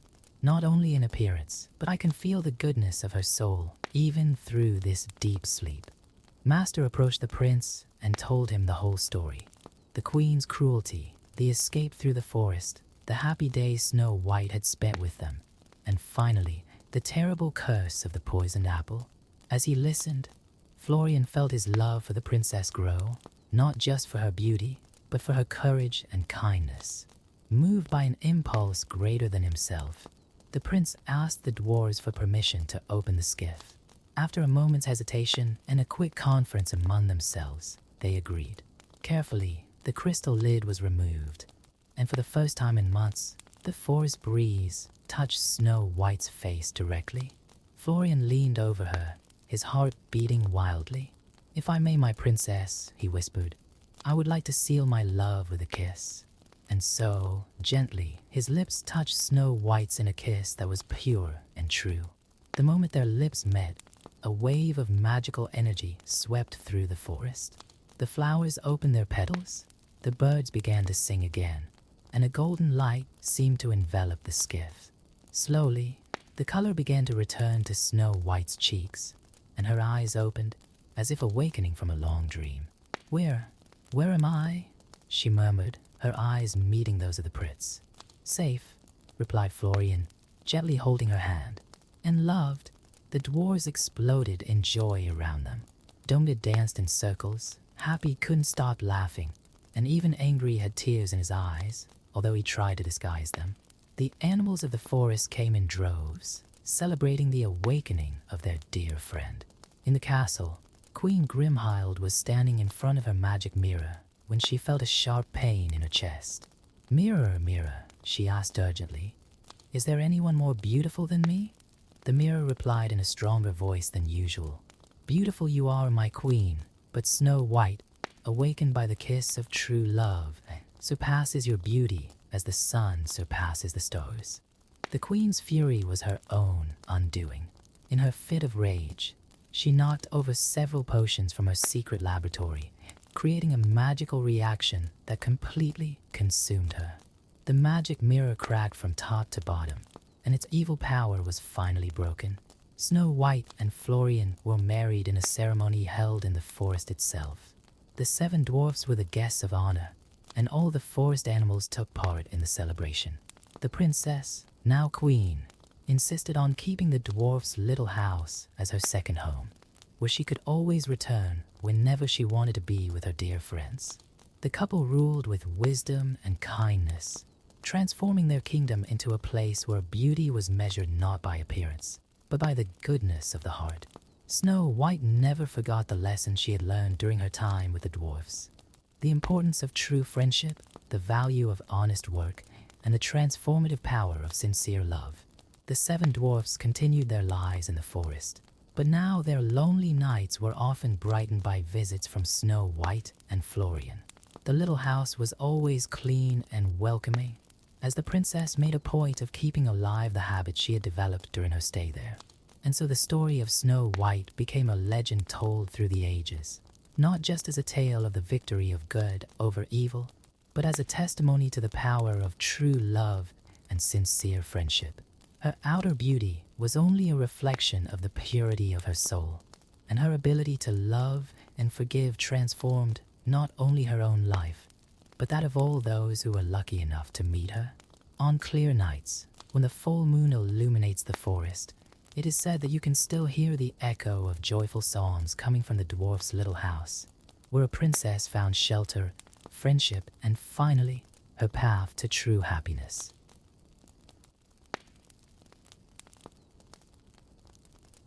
In the bustling streets of Agrabah, where the intense sun turned the sand into a golden carpet, Aladdin leapt nimbly between the market stalls. His bare feet already knew every stone and every shortcut in the city that was both his home and his playground. With his shaggy black hair and threadbare clothes, he might have looked like just another young beggar to the hurried shopkeepers. But his charismatic smile and sparkling eyes revealed a different soul. "Catch thief!" The cry echoed through the market as Aladdin, with a loaf of newly acquired bread under his arm, deftly dodged the crowd. Beside him, his faithful companion Abu, a small brown-furred monkey, chirped excitedly, also carrying his share of the booty. "It's not stealing to survive, is it, Abu?" Aladdin winked at his furry friend as he dodged down a narrow alleyway. The furious vendor lagged behind, shaking his fists in the air. For Aladdin, every day was a new adventure on the streets of Agrabah, even if not always for the noblest of reasons. At the same moment, inside the majestic palace that towered over the city like a glittering jewel, Princess Jasmine watched the horizon from her golden balcony. Her long black hair danced in the brief desert breeze, while her pet tiger, Raja, rested lazily at her feet. The princess sighed, bored with the walls that imprisoned her and the rules that dictated her life. "Another suitor today, Raja," she murmured, stroking the tiger's head. "Another arrogant prince who only sees a crown, not a person." The animal growled in sympathy. The laws of the kingdom were clear. Jasmine had to marry a prince before her next birthday, which was fast approaching. Meanwhile, in the depths of the palace, Grand Vizier Jafar was plodding in his gloomy office. Tall and slender, with his black and red robes and snake-shaped staff, he was the embodiment of ambition. Next to him, Iago, his sarcastic red parrot, watched as the vizier consulted ancient scrolls. "The lamp must be somewhere, Iago," Jafar muttered, his black eyes shining with malice. "And when I find it, not even the Sultan can stand in the way of my destiny to rule Agrabah." His obsession with the legendary magic lamp grew by the day, as did his plans to usurp the throne. Back on the streets, Aladdin finally reached his refuge, an abandoned building at the top of the city with a privileged view of the palace. Sharing his bread with Abu, he watched the sun set over the golden domes. "Look at that, Abu," he said, pointing to the palace. "People with so much, while others have so little." The monkey nodded, chewing thoughtfully. "One day, friend, things will be different. One day we'll live in a palace, have servants and treasures." His reverie was interrupted by a commotion in the streets below. A new prince was arriving to woo the princess, his extravagant entourage pushing people out of the way. Aladdin watched with disgust at the display of arrogance. The next day, Aladdin was again in the market streets when he saw something that would change his life forever. A little girl was crying after a cruel shopkeeper snatched an apple from her hands. Without thinking twice, Aladdin grabbed an apple from another stall and handed it to the little girl, who smiled gratefully before running off. It was at that moment that he saw her, a young woman of extraordinary beauty, watching the scene with approval. Jasmine had escaped from the palace disguised in simple clothes, determined to experience life beyond the royal walls. Their gazes met, and something inexplicable passed between them. Before Aladdin could approach, palace guards appeared, searching for the missing princess. In the ensuing confusion, a mysterious old man approached Aladdin, whispering about a magical cave in the desert and a treasure that could change his life. "Only someone with a pure heart can enter the Cave of Wonders," said the old man, who was actually Jafar in disguise. "Someone like you, young man." Aladdin, still thinking about the mysterious market girl and dreaming of a better life, didn't notice the malice in the old man's eyes. He accepted the proposal, unaware that he was about to be involved in an adventure far greater than he could have imagined. That night, as the moon illuminated the desert dunes, Aladdin and Abu followed the mysterious old man out of the city. The Cave of Wonders appeared out of the sand like an apparition, the head of an enormous tiger with eyes as bright as rubies. "Remember," warned the old man, "bring me only the lamp. All the rest of the treasure you find will be yours." His words were honey, but they hid poison. Aladdin looked at Abu, who was clinging nervously to his shoulder. "Well, friend, what could possibly go wrong?" He smiled, trying to hide his own apprehension. With a determined step, he crossed the fangs of the cave, descending into the mysterious depths that would change his fate forever. What he didn't know was that that night would mark the beginning of a journey that would test not only his courage, but also his character. A story where he would discover that true riches don't always shine the brightest, and that love can be found in the most unexpected places. Meanwhile, above the city, Princess Jasmine was also thinking about the kind young man she had met in the market, without imagining that their paths were about to cross in ways that neither of them could have foreseen. The darkness of the Cave of Wonders engulfed Aladdin and Abu as they descended a long stone staircase. The young man held a torch that the mysterious old man had given him, its dancing flames casting sinister shadows on the ancient walls. Abu clung tightly to his friend's shoulder, his small eyes wide with apprehension. "Calm down, Abu," whispered Aladdin, trying to sound more confident than he really felt. "Think of all the treasures we can find down here. We'll never have to steal to eat again." As they advanced, the cave opened up into a gigantic chamber that took Aladdin's breath away. Mountains of gold, jewels, and precious artifacts stretched as far as the eye could see, shining like earthly stars in the light of his torch. Abu immediately jumped off Aladdin's shoulder, mesmerized by an enormous ruby the size of an orange. "Abu no," Aladdin warned, remembering the old man's warning. "We can only touch the lamp, remember?" The monkey pouted, but reluctantly moved away from the tempting jewel. As they crossed the sea of riches, Aladdin couldn't help thinking about the girl in the market. With all that wealth, perhaps he could impress her, offer her a life of comfort and luxury. His thoughts were interrupted when something caught his eye, an ornate carpet floating a few centimeters above the ground. "Abu, do you see that?" Aladdin rubbed his eyes in disbelief. The carpet, realizing it had been noticed, waved one of its tassels as if greeting the visitors. "It's a flying carpet, a magic carpet." The carpet approached gracefully, making a theatrical bow that drew laughter from Aladdin. Abu, initially frightened, soon found himself fascinated by his new magical companion. The carpet began to make animated gestures, as if it wanted to show them something. "Do you know where the lamp is?" asked Aladdin. The carpet nodded vigorously and began to float towards a distant staircase. "Good. Show me the way, friend." Outside the cave, Jafar maintained his elder disguise, but his patience was beginning to wear thin. "That brat is taking too long," he grumbled to Yago, who was hiding in his robes. "The lamp should be in my hands before dawn." Back inside the cave, Aladdin, Abu, and their new magical friend reached an isolated chamber. In the center, on a high stone pedestal, rested an old, unadorned bronze lamp. Mysterious rays of light converged on it, as if the whole place had been built to protect this simple object. "All this way, for that old lamp," Aladdin commented, carefully climbing the steps of the pedestal. Abu made a sound of disappointment, clearly more interested in the treasures they had left behind.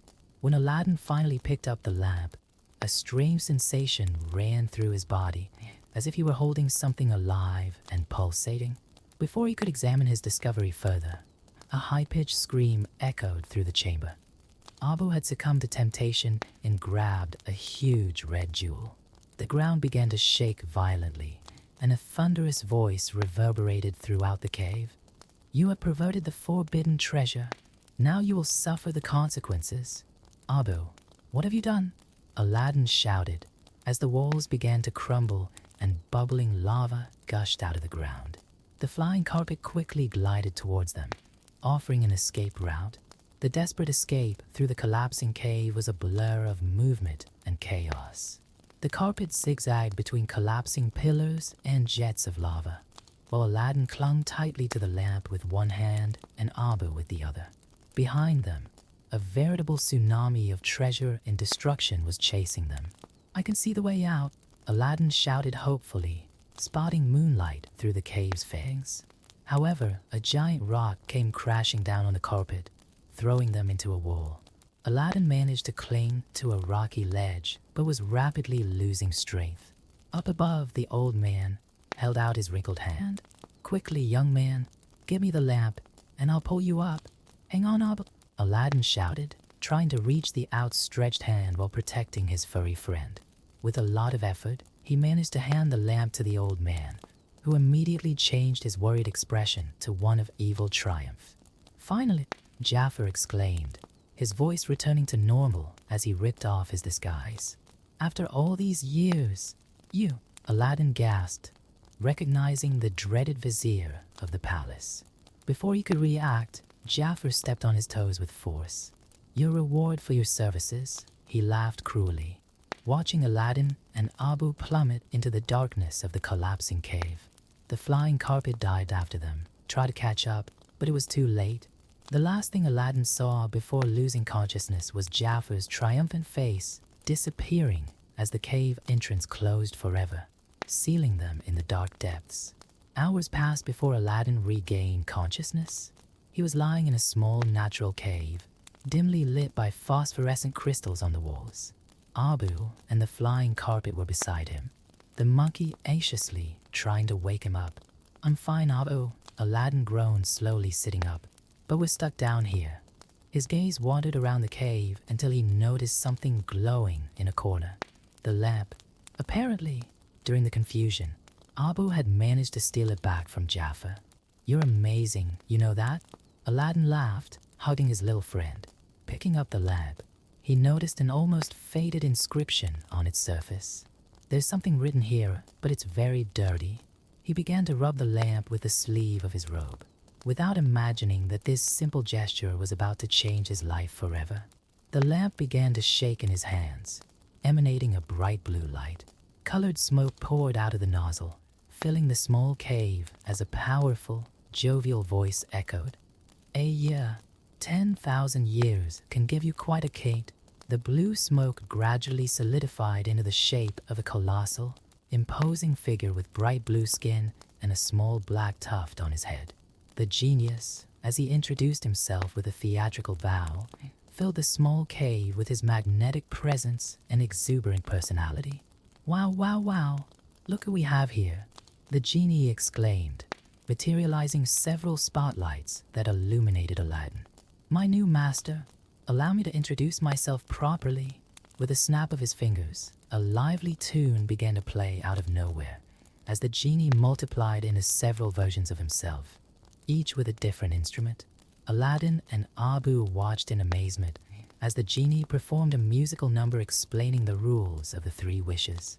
Rule number 1, I can't kill anyone.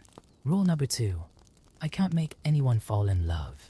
And rule number 3, I can't bring anyone back from the dead. Other than that, just ask. 3 wishes? Aladdin asked, still trying to process the surreal situation. Anything? Well, there are some limitations, as I mentioned in the song, which by the way was sensational, don't you think? The genie winked, prompting a small audience of applause. But yes, practically anything. Riches, fame, power. Although I'd always suggest starting with getting out of this cave, considering the circumstances. Aladdin smiled cunningly. What if I don't use a wish to get out of here? What if you take us out of the goodness of your heart? The genie was momentarily speechless before bursting into laughter. Ah, that's clever. It's been a long time since I've met a master with a sense of humor. But okay, you win, kid. I'll get you out of here for free. as a courtesy to the house. With one dramatic movement, the genie transformed into a rocket, grabbed Aladdin, Abu in the carpet, and shot through the ceiling of the cave, punching through layers and layers of rock until they emerged in an oasis in the middle of the desert, under the starry sky. "And here we are," announced the genie, returning to his original form. "Now about those 3 wishes." Aladdin sat on the edge of a small pond, thinking deeply. The image of the mysterious market girl, who he still didn't know was Princess Jasmine, danced in his mind. "Genie, have you ever fallen in love?" The question took the magical being by surprise. His usually playful expression softened. "Well, in 10,000 years you end up seeing a lot of love pass by. But personally, let's just say it's hard to maintain a relationship when you live in a lab. There's this girl," Aladdin began, and the genie immediately transformed into a therapist with glasses and a notepad. "She's amazing, but she's a princess, and the law says she can only marry a prince." "Ah, the classic forbidden love dilemma," Genie exclaimed dramatically. "You know, there's a very obvious solution to that." He snapped his fingers, and suddenly Aladdin found himself dressed in luxurious royal clothes. "Can you turn me into a prince?" Aladdin's eyes lit up at the possibility. "I can turn you into anything you want, boy. Prince, king, emperor, even a movie critic, although I wouldn't recommend the last option." The genie joked, making royal poses. Aladdin stood up, excited. "So, genie, I wish you to turn me into the richest and most powerful Prince Agrabah has ever seen." "Your wishes are my orders, master." With a grand gesture, the genie began to weave his magic. Rays of colored light enveloped Aladdin, transforming his shabby clothes into a white and gold costume worthy of royalty. Abu was transformed into an elegant elephant, while magical fireworks exploded in the night sky. "Presenting," announced the genie in an announcer's voice, "His Royal Highness, Prince Ali Ababwa." Meanwhile, in the palace, Jafar was furious. His frantic search for the lamp in his chambers had yielded no results. "That miserable monkey must have stolen it," he vociferated, knocking objects off his desk. "Maybe it's time to change tack," suggested Iago, his parrot. "The princess still has to get married before the next sunset." Jafar's eyes twinkled with mischief. "Yes, perhaps it's time to convince the Sultan to see things my way." His snake-shaped staff began to glow ominously. The next morning, Agrabah awoke to an unprecedented spectacle. A grand procession was crossing the city streets, led by a young prince on a majestic white elephant. Dancers, musicians, and servants handed out gold coins to the amazed populace. The genie, disguised as a royal advisor, enthusiastically coordinated the show, occasionally transforming himself into different people in the crowd to start chants of Prince Ali. "Magnificent is he, Ali Ababwa." At the palace, Jasmine watched the procession from her balcony with disinterest. "Just another arrogant prince," she sighed to Raja. However, there was something familiar about that young man that she couldn't quite identify. Aladdin, or Prince Ali, felt his heart racing as he approached the palace. Under all that luxury and pomp, he was still the same boy from the streets, dreaming of winning the heart of a princess. What he didn't know was that his journey of self-discovery had only just begun, and that the greatest lessons about love, honesty, and courage were yet to come. The big question on his mind was, how long could he keep up the charade? And more importantly, when the truth came out, would his true self be enough to win not just the kingdom, but the heart of a princess? The great hall of the palace shone with sunlight through the colorful stained glass windows when Prince Ali was introduced to the Sultan.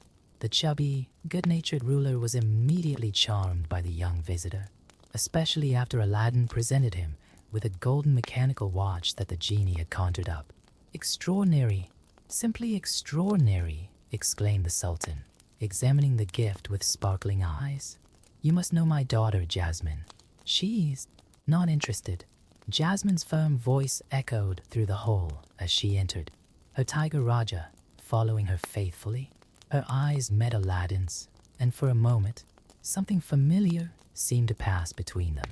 Jafar watched the scene from the shadows, his fingers gripping his staff with increasing strength. "Just another insignificant prince," he muttered to Yardo. but there's something about him that bothers me. Determined to impress the princess, Aladdin approached with an elegant bow. Your Highness, I know you must be tired of suitors, but I ask only for a chance to prove myself. Jasmine raised an eyebrow, intrigued by the unusual humility in his words. And how do you intend to do that, Prince Ali? With a confident smile, Aladdin held out his hand. How about a walk? I promise to show you a whole new perspective of Agrabah. The magic carpet was waiting on the palace balcony, disguised as an ordinary carpet. When Jasmine hesitantly accepted Aladdin's hand and climbed onto it, her eyes widened in surprise as she watched him gently levitate. Trust me, whispered Aladdin, words that echoed a distant memory in Jasmine's mind. The carpet took off smoothly, carrying them beyond the palace walls. The city stretched out below them like a living map, the streets winding between the buildings like golden rivers under the setting sun. Jasmine couldn't contain her admiration, her fingers entwined firmly in Aladdin's.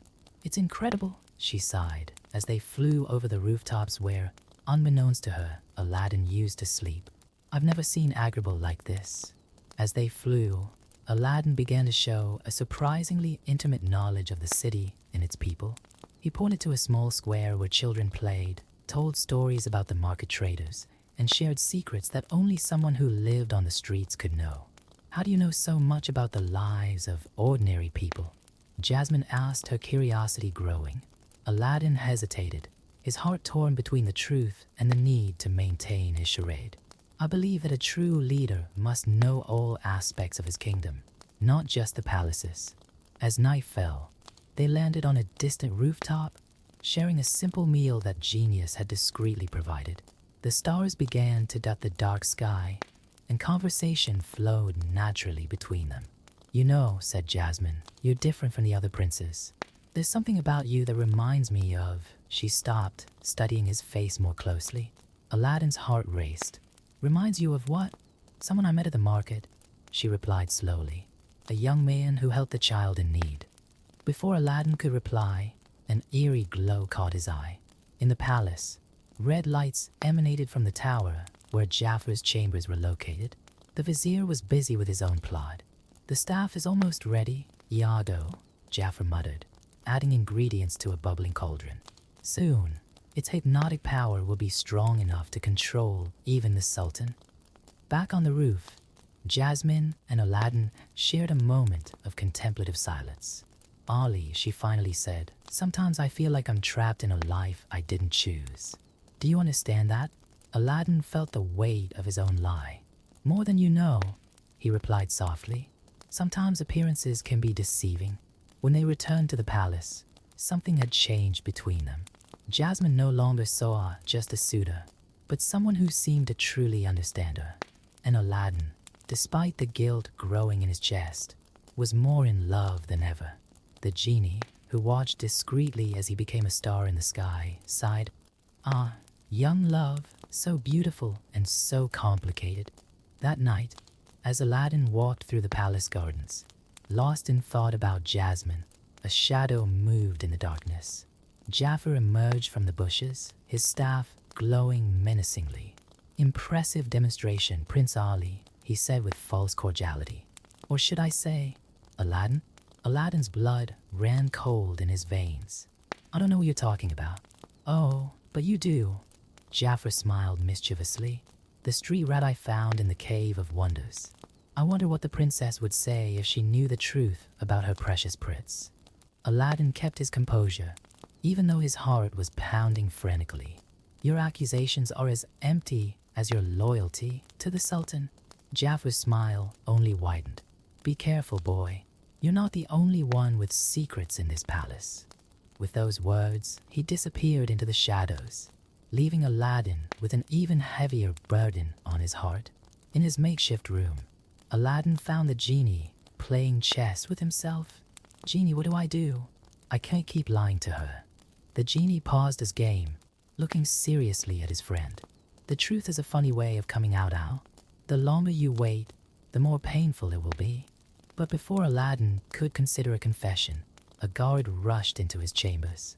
Prince Ali, the Sultan requests your immediate presence in the throne room. It's about the princess. Aladdin's heart raced as he ran through the palace corridors. As he entered the throne room, he found a disturbing scene. The Sultan was in a trance, his glazed eyes fixed on the red glow of Jaffar's staff. Jasmine was handcuffed, guards holding her tightly as she struggled. "Ah, Prince Ali, how nice of you to join us," Jafar smiled mischievously. "Or should I say, the street rat? Dad, wake up. Jafar is controlling you," Jasmine shouted, but the Sultan remained motionless. "The Sultan has seen the truth about his favorite suitor," Jafar proclaimed, his voice echoing through the hall. "A liar, a common thief who dared to pass himself off as royalty." "It's a lie," Aladdin advanced, but guards quickly surrounded him. Abu, still in elephant form, tried to help, but Jafar turned him back into a small monkey with a flick of his staff. "The magic," Jasmine gasped, realizing. "So you're not really a prince?" The look of disappointment in Jasmine's eyes went through Aladdin like a dagger. "Jasmine, I can explain." "Guards," Jafar ordered, "take this impostor to the dungeons. The sentence for deceiving the royal family is death at dawn." As he was dragged away, Aladdin saw the genie floating invisibly near the ceiling, his expression anguished. He could use his second wish to escape, but that would mean leaving Jasmine and the kingdom in Jafar's hands. In the dungeons, chained to the cold wall, Aladdin finally let the weight of his lies fall on his shoulders. Abu snuggled up next to him, trying to comfort him. "I've ruined everything, Abu," he whispered. "I should have told you the truth from the start." A familiar blue glow filled the cell as the genie appeared. "It's not over yet, Al. You still have 2 wishes. What kind of person would I be if I used magic to solve my problems again?" Aladdin replied bitterly. "That's how this mess started. Sometimes, Al, the real magic isn't in the wishes, but in what we do with them," the genie said wisely. Just then, the magic carpet slid through the bars of the cell window, bringing with it a surprise. "Jasmine, you have 1 minute to explain everything to me," she said firmly, her eyes shining with a mixture of anger and hope. "The truth is, I'm just Aladdin, a thief of the streets," he confessed, finally setting his heart free. "I found a magic lamp, and the genie turned me into a prince because I wanted to be worthy of you. But I realized too late that true nobility doesn't come from titles or wealth." "The boy from the market," Jasmine whispered, the pieces falling into place. "It was you all along." Before they could continue, they heard footsteps approaching. "Jafar is using dark magic to control your father," Aladdin explained quickly. "He wants the throne for himself. And I have proof." The genie appeared, transformed into a detective with a magnifying glass. "That chatty parrot of his can't keep a secret." Jasmine nodded determinedly. "We need to stop him." "But how?" "I have a plan," Aladdin smiled, his old adventurous spirit returning. "But it will require all of us to work together." In the throne room, Jafar savored his imminent triumph, forcing the hypnotized sultan to sign decrees that would make him the new ruler. Iago flew around in circles, humming about his future as a royal parrot. Suddenly, the doors opened. Jasmine walked in, seemingly submissive. "You win, Jafar. I agree to marry you." "Excellent choice, princess." Jafar smiled victoriously, not noticing the magic carpet gliding silently behind him. Meanwhile, Aladdin, freed by one of the genie's tricks, was sneaking around the pillars of the hole. The plan was simple: distract Jafar long enough to break his staff, the source of his hypnotic power. But before the wedding, Jasmine continued, approaching seductively. "Wouldn't you like to see how you look with the crown?" Jafar's ego couldn't resist the temptation. When he reached out to take the crown Jasmine offered, Aladdin jumped up, grabbing the staff. Jafar roared, his mask of sophistication falling away completely. In the ensuing struggle, the staff slipped out of both their hands, shattering as it hit the ground. A wave of magical energy swept through the hole, releasing the Sultan from his trance. "Guards, arrest the traitor," the Sultan ordered, finally aware of Jafar's treachery. But Jafar had one last card. "If I can't take the throne by cunning, I'll take it by force." He pulled out the lamp he had stolen from Aladdin during the confusion. "Genie, my first wish." Make me the most powerful being in the world? Aladdin shouted, but it was too late. The genie, forced to obey, transformed Jafar into an all-powerful sorcerer. The vizier grew to the ceiling, his black robes turning into gloomy smoke. Now, let's see who the real ruler of Agrabah is. Jafar thundered, launching bolts of energy that turned everything they touched into black gold. In the midst of the chaos, Aladdin realized something crucial. Jasmine, he shouted over the roar of magic. Do you trust me? Their eyes met through the magical storm, and in that moment, all lies and disguises disappeared. I do, she replied. Then hold on tight. Aladdin whistled, and the magic carpet caught them in mid-flight, dodging Jafar's attacks as they executed the final part of the plan. Why are you running away from me? Jafar roared. On the most powerful being in the world? Almost that, Aladdin teased. The genie is even more powerful. He gave you your powers, and he can take them away. Jafar's eyes shone with understanding and greed. Yes, yes, genie, my second wish. Make me an all-powerful genie. The genie covered his eyes, not wanting to see, but compelled to fulfill the wish. Jafar began to transform, his body growing and changing until he became a colossal red genie. The power, the absolute power. Jafar laughed, not noticing the black lamp that materialized at his feet, nor the golden chains that began to bind his wrists. You forgot something, Jafar, Aladdin shouted. Geniuses have a lot of power, but zero freedom. No, Jafar shouted when he realized the trap, being sucked into his own lamp along with Iago, who had tried to escape too late. With Jafar defeated, peace returned to the palace. The Sultan, impressed by Aladdin's bravery and intelligence, declared that the law was wrong. His daughter should have the right to marry whomever her heart chose. And now, Jasmine asked, entwining her fingers in Aladdin's. Now, he smiled, picking up the genie's lamp. There's one more thing I need to do. Turning to his blue friend, he declared, Genie, I wish you freedom.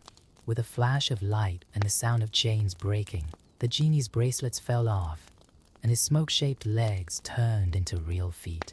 For the first time in millennia, he was truly free. Ow, the genie smiled, tears in his eyes. You are a true prince, not by magic or title, but by your heart.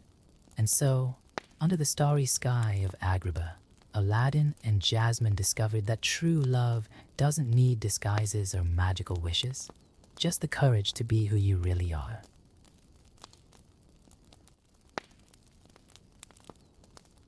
Life in Kansas always followed its own rhythm, marked by the golden sway of the wheat fields and the occasional mooing of the cows on Dorothy's aunt and uncle's farm. The young girl with brown braids and curious eyes lived a simple existence with Aunt Em, Uncle Henry, and their inseparable companion, the little dog Toto. The farm, although modest, was their home, a place where every dawn brought with it the promise of another day of hard work under the scorching sun of the plains.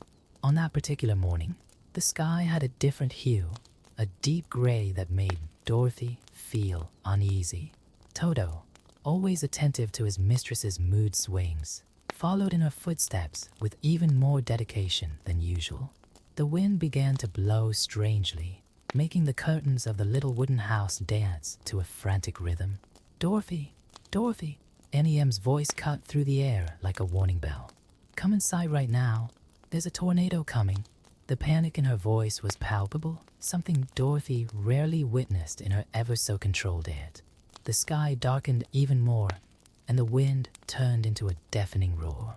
Dorothy ran into the house, with Toto at her heels. But before she could reach the basement where her aunt and uncle were already sheltering, a particularly strong gust ripped the door off its hinges. The girl felt her feet leave the ground, and in an instant of sheer terror, she realized that she and Toto had been sucked into the cyclone. The world was spinning in a whirlwind of colors and sounds.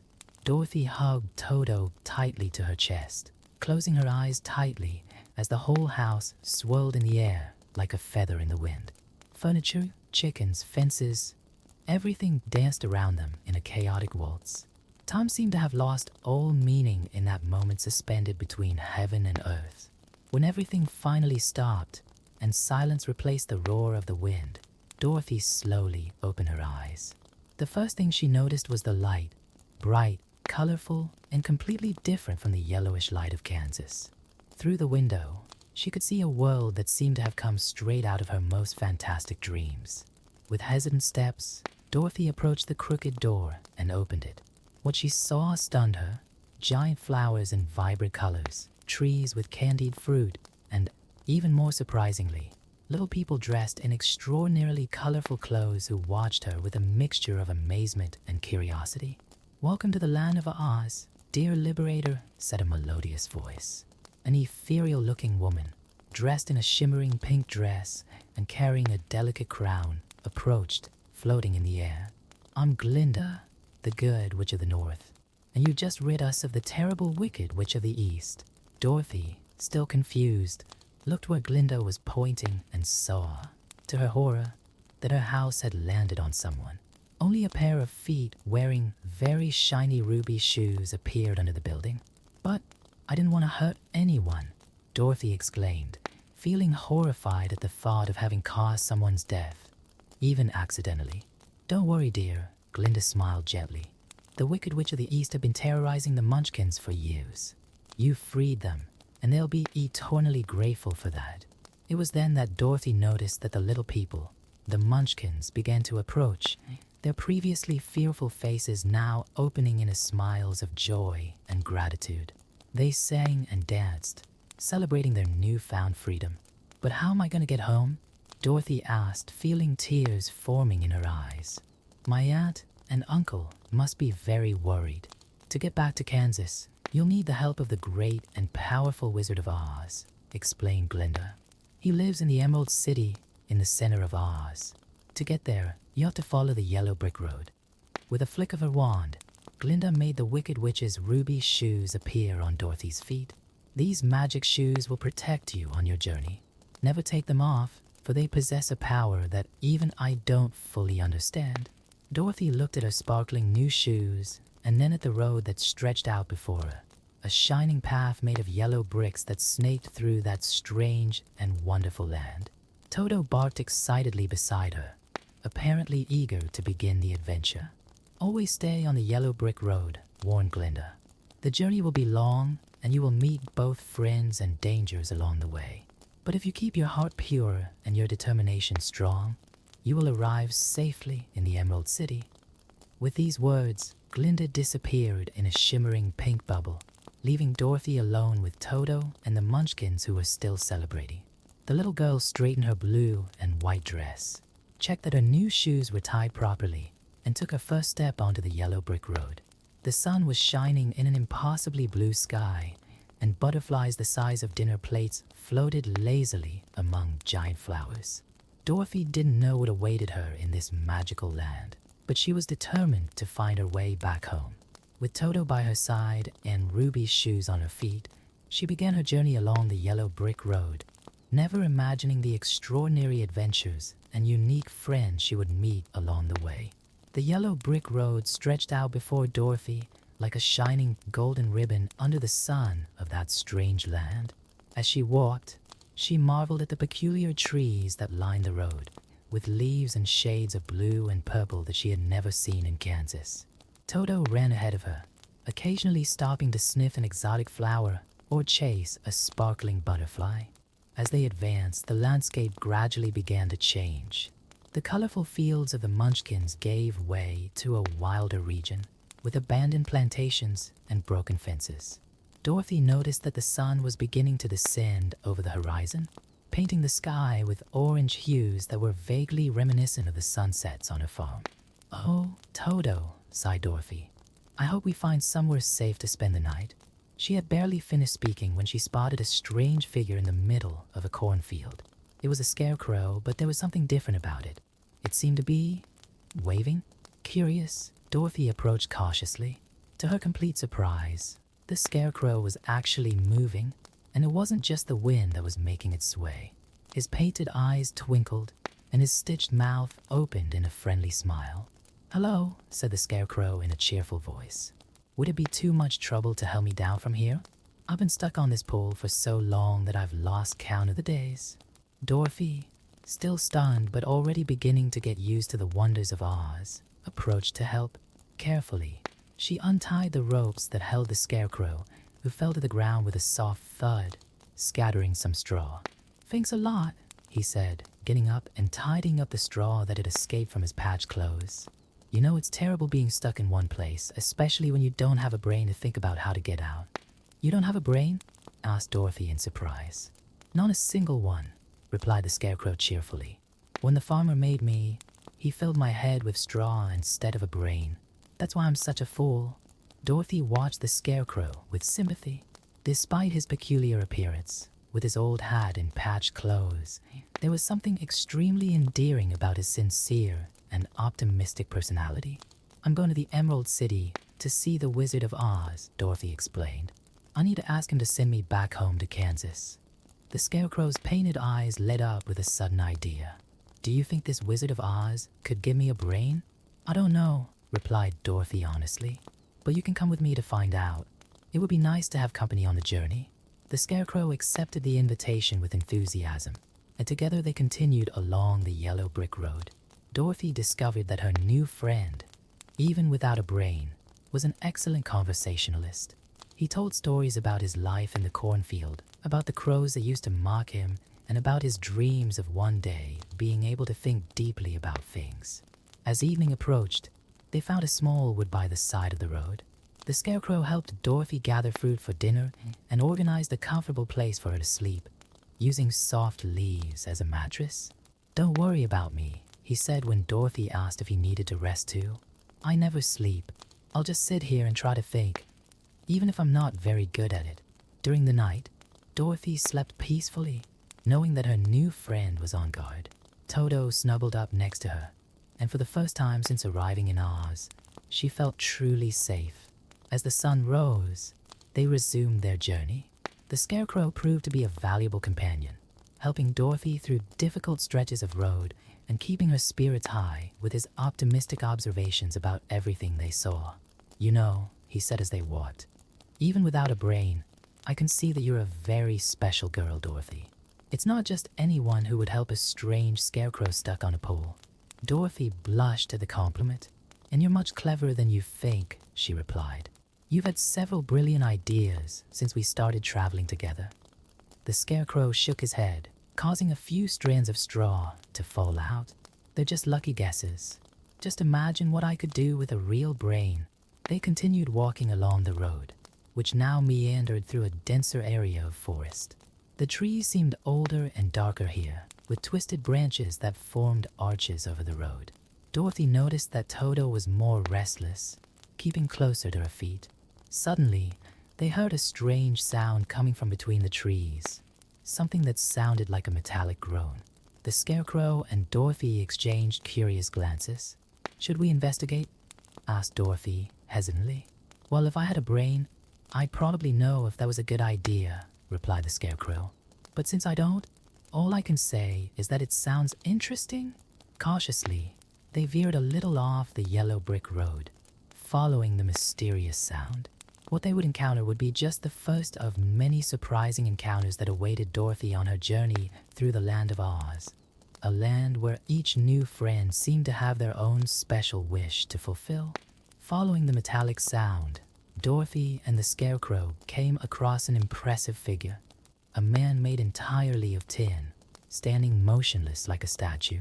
His eyes moved, watching them with an expression of silent supplication. Beside him was a small, rusty axe lying in the grass. The Tin Man tried to speak, but only muffled sounds escaped from his metallic mouth. "He's trying to tell us something," exclaimed Dorothy, approaching cautiously. She then noticed an old watering can hanging from a nearby tree. "Scarecrow, do you think he needs oil?" "If I had a brain, I know for sure," replied the Scarecrow. "But it sounded like a good idea." Dorothy picked up the watering can and carefully began to apply oil to the Tin Man's rusty joints. First his mouth, then his neck, arms, and legs. Gradually, he began to move, the creaking diminishing until he could speak and move freely. "Thank you very much," said the Tin Man, his metallic voice laden with gratitude. "I've been standing here for so long that I thought I'd never move again. It was the rain that completely rusted me." "How did that happen?" asked Dorothy, fascinated by the glowing figure in front of her.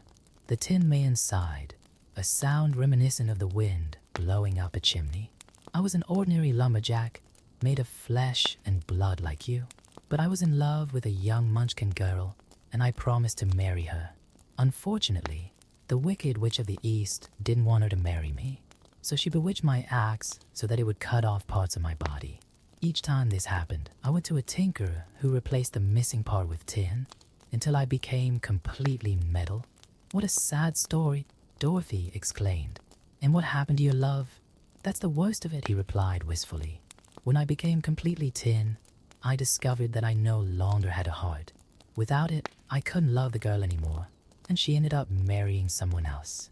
The Scarecrow, who was listening attentively to the story, commented, "At least you have a brain. I'd give anything to have one." "A brain is nice," agreed the Tin Man, "but I'd rather have a heart. You can't imagine how sad it is not to be able to love, not to feel joy or sadness." Dorothy had an idea. "We're going to the Emerald City to see the Wizard of Oz. I'm going to ask to come home, and the Scarecrow is going to ask for a brain. Why don't you come with us? Maybe the wizard can give you a heart." The Tin Man's metallic eyes shone with hope. "Would you really accept me as a traveling companion?" "Of course," replied the Scarecrow enthusiastically. "The more the merrier." Thus, the now enlarged group resumed their journey along the yellow brick road. The Tin Man carried his newly oiled axe, which could be useful for clearing a path through the increasingly dense forest. Dorothy found that her two companions complemented each other perfectly. The Scarecrow's natural optimism balanced out the Tin Man's melancholy tendencies. As they advanced, the forest became darker and more frightening. Twisted branches seemed to form sinister faces, and strange sounds echoed between the trees. Toto kept close to Dorothy's feet, occasionally growling into the shadows. "Do you think there are any dangerous animals around here?" asked Dorothy, gripping the basket she was carrying tighter. "Probably," replied the Tin Man. "I've heard stories about lions and tigers and bears living in these forests." "Oh dear," exclaimed Dorothy. "Don't worry," assured the Tin Man, raising his axe. "I can protect us from any beast, even without a heart," the Scarecrow added. "And I can distract any animal while you run away. After all, what's the worst that could happen to me? I'm just straw." His words had barely been uttered when a mighty roar echoed through the forest, making the trees shake. Toto ran to hide behind Dorothy, who froze in place.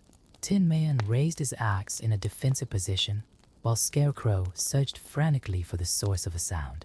Suddenly, a huge lion leapt onto the road in front of them, its claws outstretched and golden, mane swaying menacingly. Its yellow eyes blazed with ferocity as it prepared to attack.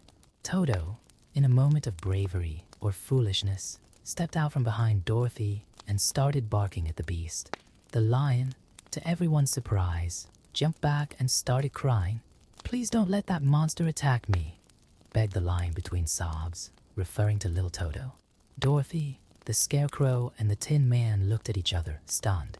There was the king of beasts, trembling with fear of a puppy. The situation was so absurd that Dorothy couldn't help but laugh. "You're a cowardly lion," she exclaimed, still laughing. The lion wiped his tears with the tip of his tail. "I know it's terrible, isn't it? I'm a disgrace to the whole lion race. I've always been like this, ever since I was a cub. I'm afraid of everything." "But you're so big and strong," argued the Scarecrow. "What's the point of being strong on the outside when you're a coward on the inside?" lamented the lion. "All the other animals expect me to be brave because I'm a lion, but I'm actually afraid even of my own shadow." Dorothy felt sorry for the poor creature. It was strange to see such a majestic animal reduced to tears. "We're going to see the Wizard of Oz," she said gently. "Maybe he can give you courage." The lion's eyes lit up. "Do you think he would?" "Why not?" replied the Tin Man. "He'll give me a heart and a brain for the Scarecrow. And if he can do all that," added the Scarecrow, "he can certainly give courage to a lion." The lion dried his last tears and managed a small smile. "Can I come with you then?" I promise I won't be too much of a burden. And so the group gained another member.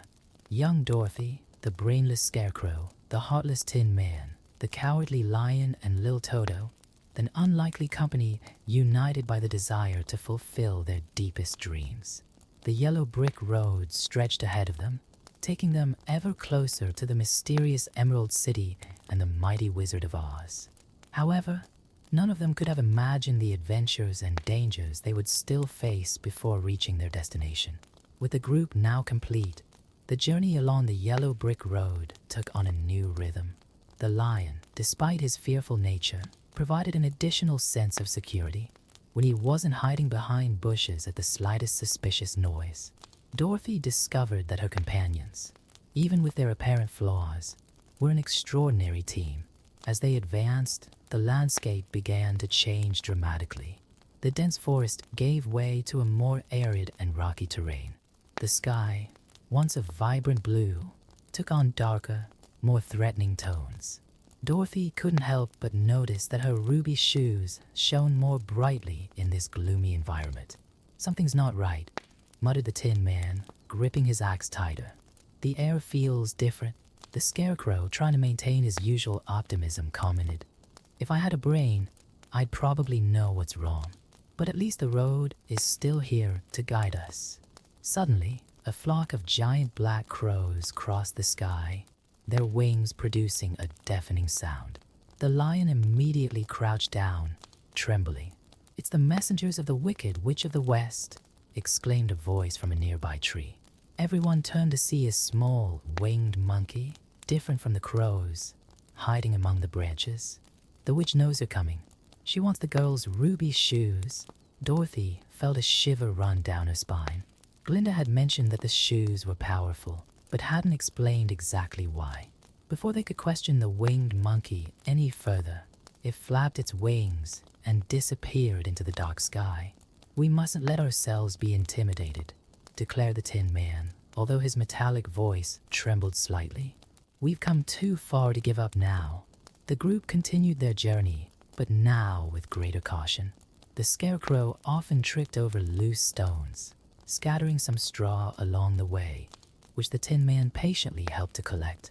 The lion, despite his constant fear, kept his senses sharp for any sign of real danger. As the afternoon progressed, they came to an area where huge rocks formed a natural gorge. The yellow brick road snaked between the rock formations, creating unsettling shadows. "Maybe we should look for another way," suggested the lion, his voice trembling. "This place looks perfect for an ambush." No sooner had he finished speaking than a thunderous sound echoed through the gorge. Large boulders began to tumble down the steep walls. The Tin Man quickly pushed Dorothy to one side, shielding her with his metallic body, while the Scarecrow pulled Toto to the safety of a small cave. The lion, surprising everyone and especially himself, roared with all his might and leapt over a particularly large rock that was about to crush his friends, deflecting it with his powerful paws. "You saved our lives," exclaimed Dorothy, hugging the lion as soon as the dust had settled. "That was very brave." The lion blinked, surprised at his own action. I didn't even think. I just didn't want you to get hurt." "Sometimes true courage isn't not being afraid," observed the Scarecrow, shaking the dust off his straw, "but acting even though you're afraid." An evil laugh echoed through the gorge, and a menacing green figure appeared in the sky, riding a broom. The Wicked Witch of the West looked at them, with eyes gleaming with evil. "Did you think you could cross my territory without consequences?" she sneered. "Give me the ruby shoes, and maybe I'll let you continue your foolish journey." The Tin Man stepped forward, raising his axe. "Never. Those shoes belong to Dorothy." The witch let out another laugh, then prepared to face even worse consequences. With a flick of her broom, she disappeared in a cloud of green, sulphurous smoke. "We need to keep moving," said Dorothy with determination, although her voice betrayed her fear. "The Emerald City can't be too far away now." The group moved on, more united than ever. The Tin Man kept his axe ready, the Scarecrow watched the sky intently, and the lion, inspired by his moment of bravery, walked with his head held a little higher. At dusk, They found a small oasis near the road with a spring of crystal clear water. While Dorothy and Toto rested, the Tin Man stood guard, the Scarecrow collected fruit for dinner, and the Lion, surprised at himself, made rounds of the camp's perimeter. "You know," said the Lion, returning from one of his rounds, "even though I'm still afraid, I feel that with you I'm stronger. Maybe I don't need to be brave on my own." The Tin Man nodded, "And even without a heart, I feel something special for all of you. Is that friendship? If I had a brain," added the Scarecrow, "I could explain why we've become so close. But even without it, I know I found a real family." Dorothy smiled, feeling warmed by the affection of her unusual friends. The Wicked Witch of the West might be powerful, but there was something even stronger uniting the peculiar group. A bond forged through adversity and strengthened by a shared determination to make their dreams come true. The night advanced, and the stars of Oz, different from those of Kansas, shone in the sky like diamonds. Dorothy fell asleep to the sound of the Scarecrow humming softly, the occasional creak of the Tin Man's joints, and the Lion's soft snores. Tomorrow they would face new challenges, but together they knew they could overcome any obstacle the Wicked Witch of the West put in their way. Dawn brought with it a greenish sky on the horizon, not the menacing green of the Wicked Witch of the West, but a soft, shimmering glow that made Dorothy's eyes widen in amazement. In the distance, emerging from the morning mist, was the Emerald City. "It's even more beautiful than I imagined," exclaimed Dorothy, observing the towers and domes that glittered like jewels in the light of the rising sun.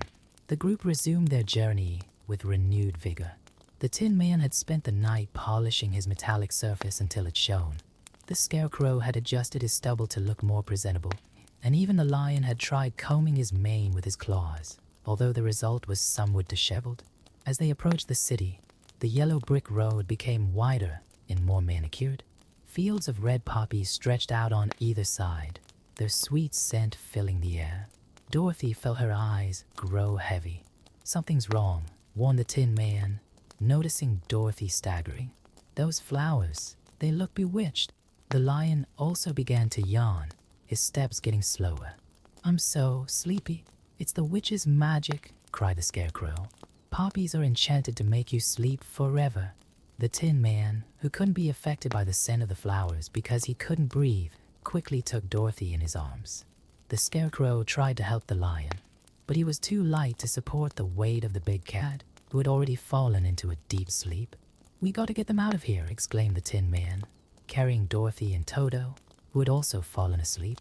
With a joint effort, the Tin Man and the Scarecrow managed to drag their friends out of the poppy field. As soon as they reached a safe area of green grass, silver snow began to fall gently on them. More magic from Glinda the Good, which to break the poppy spell. Dorothy and Toto woke up first, followed by the Lion, who looked ashamed to have succumbed to the spell. "Some king of beasts I am," he muttered. "It's not your fault," consoled Dorothy. "It was the witch's black magic." Finally, they reached the gates of the Emerald City. They were huge, made of pure emerald and decorated with intricate golden carvings. A guard wearing green glasses answered them through a small window. "No one can enter without wearing the special glasses," he explained, handing out pairs of glasses with green lenses to each of them. "The glitter of the emeralds can blind visitors." Once properly equipped, the gates opened to reveal a city that seemed straight out of a dream. Everything from the sidewalks to the tallest buildings was made of polished emerald. Elegantly dressed inhabitants walked through the streets, all wearing the same green glasses. They were led to the central palace, an imposing structure that made the other buildings look small in comparison. In the great throne room, they were greeted by an official who informed them that the Great Oz would attend to each of them separately. Dorothy was the first to enter the throne room. To her surprise, she found only a large floating head, shiny and frightening. "I am Oz, the great and terrible," thundered the head. "Why do you seek me?" In a trembling but determined voice, Dorothy explained her story and her desire to return home. The wizard listened in silence and then made his proposal. "I will help you and your friends, but first you must do me a service. Bring me the broom of the Wicked Witch of the West." Each of the friends had their own private audience with Oz, who appeared differently to each of them. A beautiful woman to the Tin Man, a terrible beast to the Lion, and a fireball to the Scarecrow. For everyone, he made the same demand, the witch's broom. Gathered together again, they shared their experiences and the terrible task they had been set. "How are we going to get the broom?" asked the Lion, trembling. "The witch is too powerful." "Together," replied Dorothy firmly. "We've made it this far by facing all the obstacles. We can't give up now."